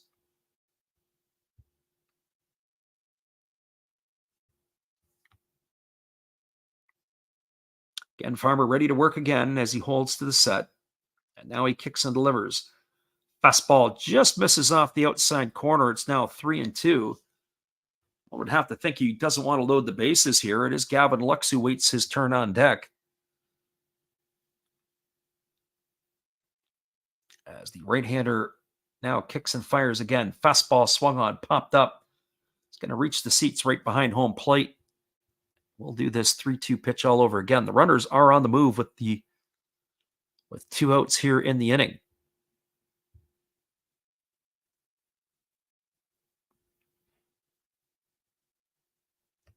So 3 balls and 2 strikes as the right-hander holds set, now delivers.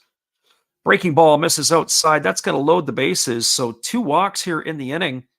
The leadoff walk issued by Sam Mull. A base hit by Andy Payas, and now a walk to Kiki Hernandez. That's going to bring Gavin Lux to the plate. Can't believe that we're watching this here. They can't get the final 3 outs. Zay said he came in looking for NPB predictions, wasn't expecting MLB commentary. Yeah, we'll get our predictions up after the game.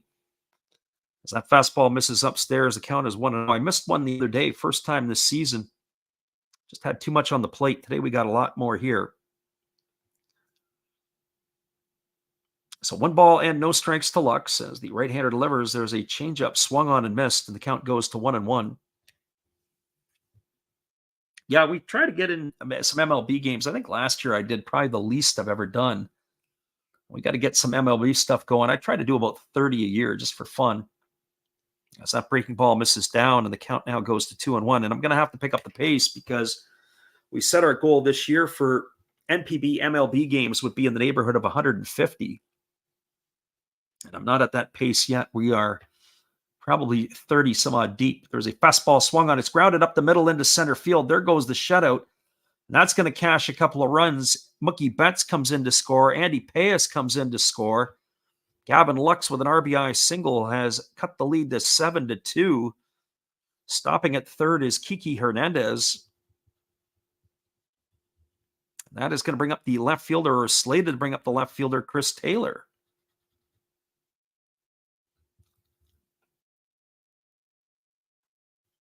Well, for Taylor, he's 1 for 3 tonight. As he bats on the right side, and he takes a first pitch breaking ball for a called strike. The count is 0-1. And Gavin Lux has taken second base on defensive indifference. So now they got runners at second and third. Here comes the pitch to Taylor. Breaking ball misses outside. Count now goes even to 1-1.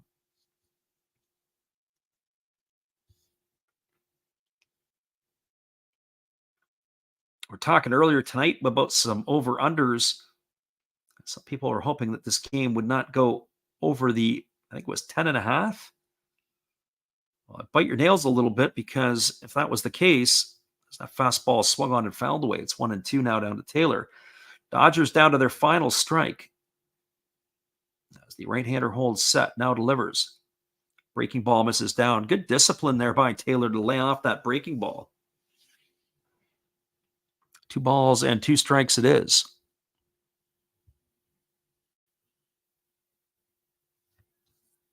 Farmer ready to go again. He checks the runners and delivers. A fastball misses upstairs. It's now 3-2.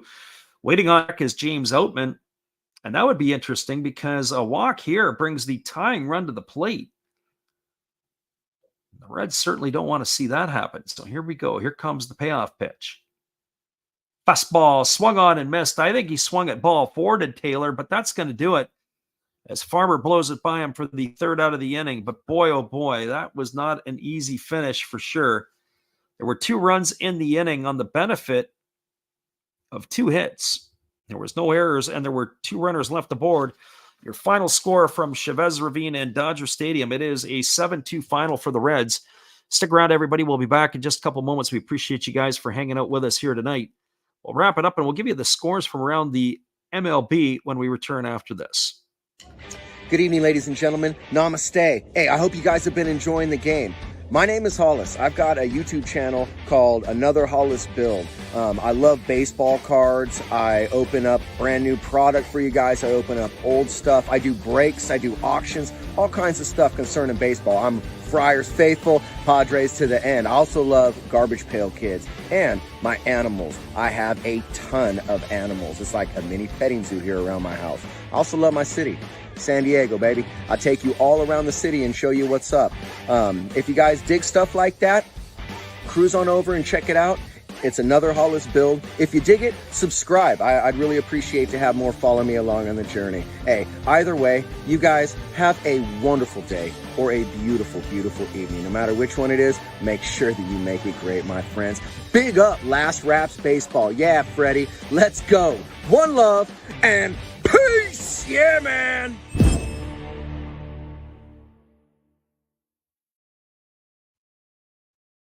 Welcome back, everybody. Your final score in this one was the Reds knocking off the Dodgers by a final score of 7-2. We'll give you the roundup in this one. We'll look at the out-of-town scoreboard, and then we'll call it a night. So the scoring got going early and often for the Reds. It was a leadoff home run to begin the ball game by Will Benson, as that put the Reds up 1-0. Ellie De La Cruz then singled. He stole second, and with 2 out, Tyler Stevenson deposited a double into the left field corner to double the score to make it 2-0 after 1. The Reds added to their lead in the third, a leadoff double by De La Cruz. He stole third. And then it was Stevenson again with 2 out, knocking him home with a single.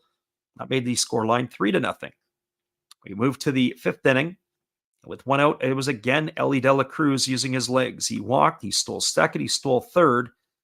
And with 2 out, Spencer Steer at the plate, he struck out, but the pitch was a wild pitch that got all the way to the backstop. And De La Cruz was able to come in to score the 4th run of the game for Cincinnati.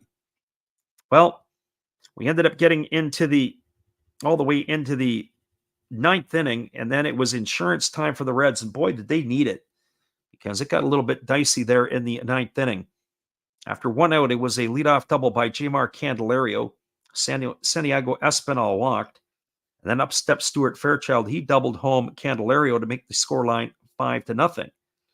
After a walk to Will Benson, Ellie De La Cruz bounced into a fielder's choice, and that brought home another run. That scored Santiago Espinal, and that made the scoreline 6-0. And then it was a RBI single by Mike Ford that brought home Stuart Fairchild to make the score 7-0, and that is where it ended. So again, your final score tonight, well, actually, the Dodgers put on a couple of runs in the bottom of the 9th inning. Almost forgot about that. It was zeros all the way until the 9th. A leadoff walk to Mookie Betts, a single by the pinch hitter Andy Paez, put runners at first and second. After a couple of strikeouts, Kiki Hernandez walked, and then it was a 2-run single by Gavin Lux that brought home Betts and Paez to make the scoreline 7-2, and that is how this one ended. The win tonight, I haven't seen the final outcome yet, but I'm going to say the win tonight definitely is going to go to Nick Martinez. There it is. He goes to 1-2. 5 innings in relief after they used the opener of Brent Suter and another couple of other relievers. Tyler Glasnow takes the loss. He falls to 6-2. Quick look at the out-of-town scoreboard before we call this one a night. Earlier games today, the Yankees knocked off the Twins 5-0. 5-9-0 for the Yankees. 5-9-2 for the Yankees. 0-3-0 for the Twins. Clark Schmidt gets the win. He goes to 5-1. Joe Ryan takes the loss. He drops to 2-3. The Mets knocked off the Phillies in extra innings, 6-5. It was Lopez getting the win for the Mets in relief. Alvarado takes the loss. He goes to 1-2. Jake Diekman got the save for the Mets in that one, his first of the year. Rays knocked off the Red Sox at Fenway tonight. Rays have now a game above 500. The Red Sox have fallen to 500. Rodriguez got the win. He's 1-1. Kenley Jansen took the loss. He falls to 1-1. And Erasmo Ramirez, who just never seems to go away, got the save in that one. He's been around forever. Final score 7-5. Rays over the Red Sox. Pirates took care of the Cubs tonight 5-4, 5-7-1 for the Pirates, 4-7-1 for the Cubs. Jones the win for the Pirates. He's 3-4.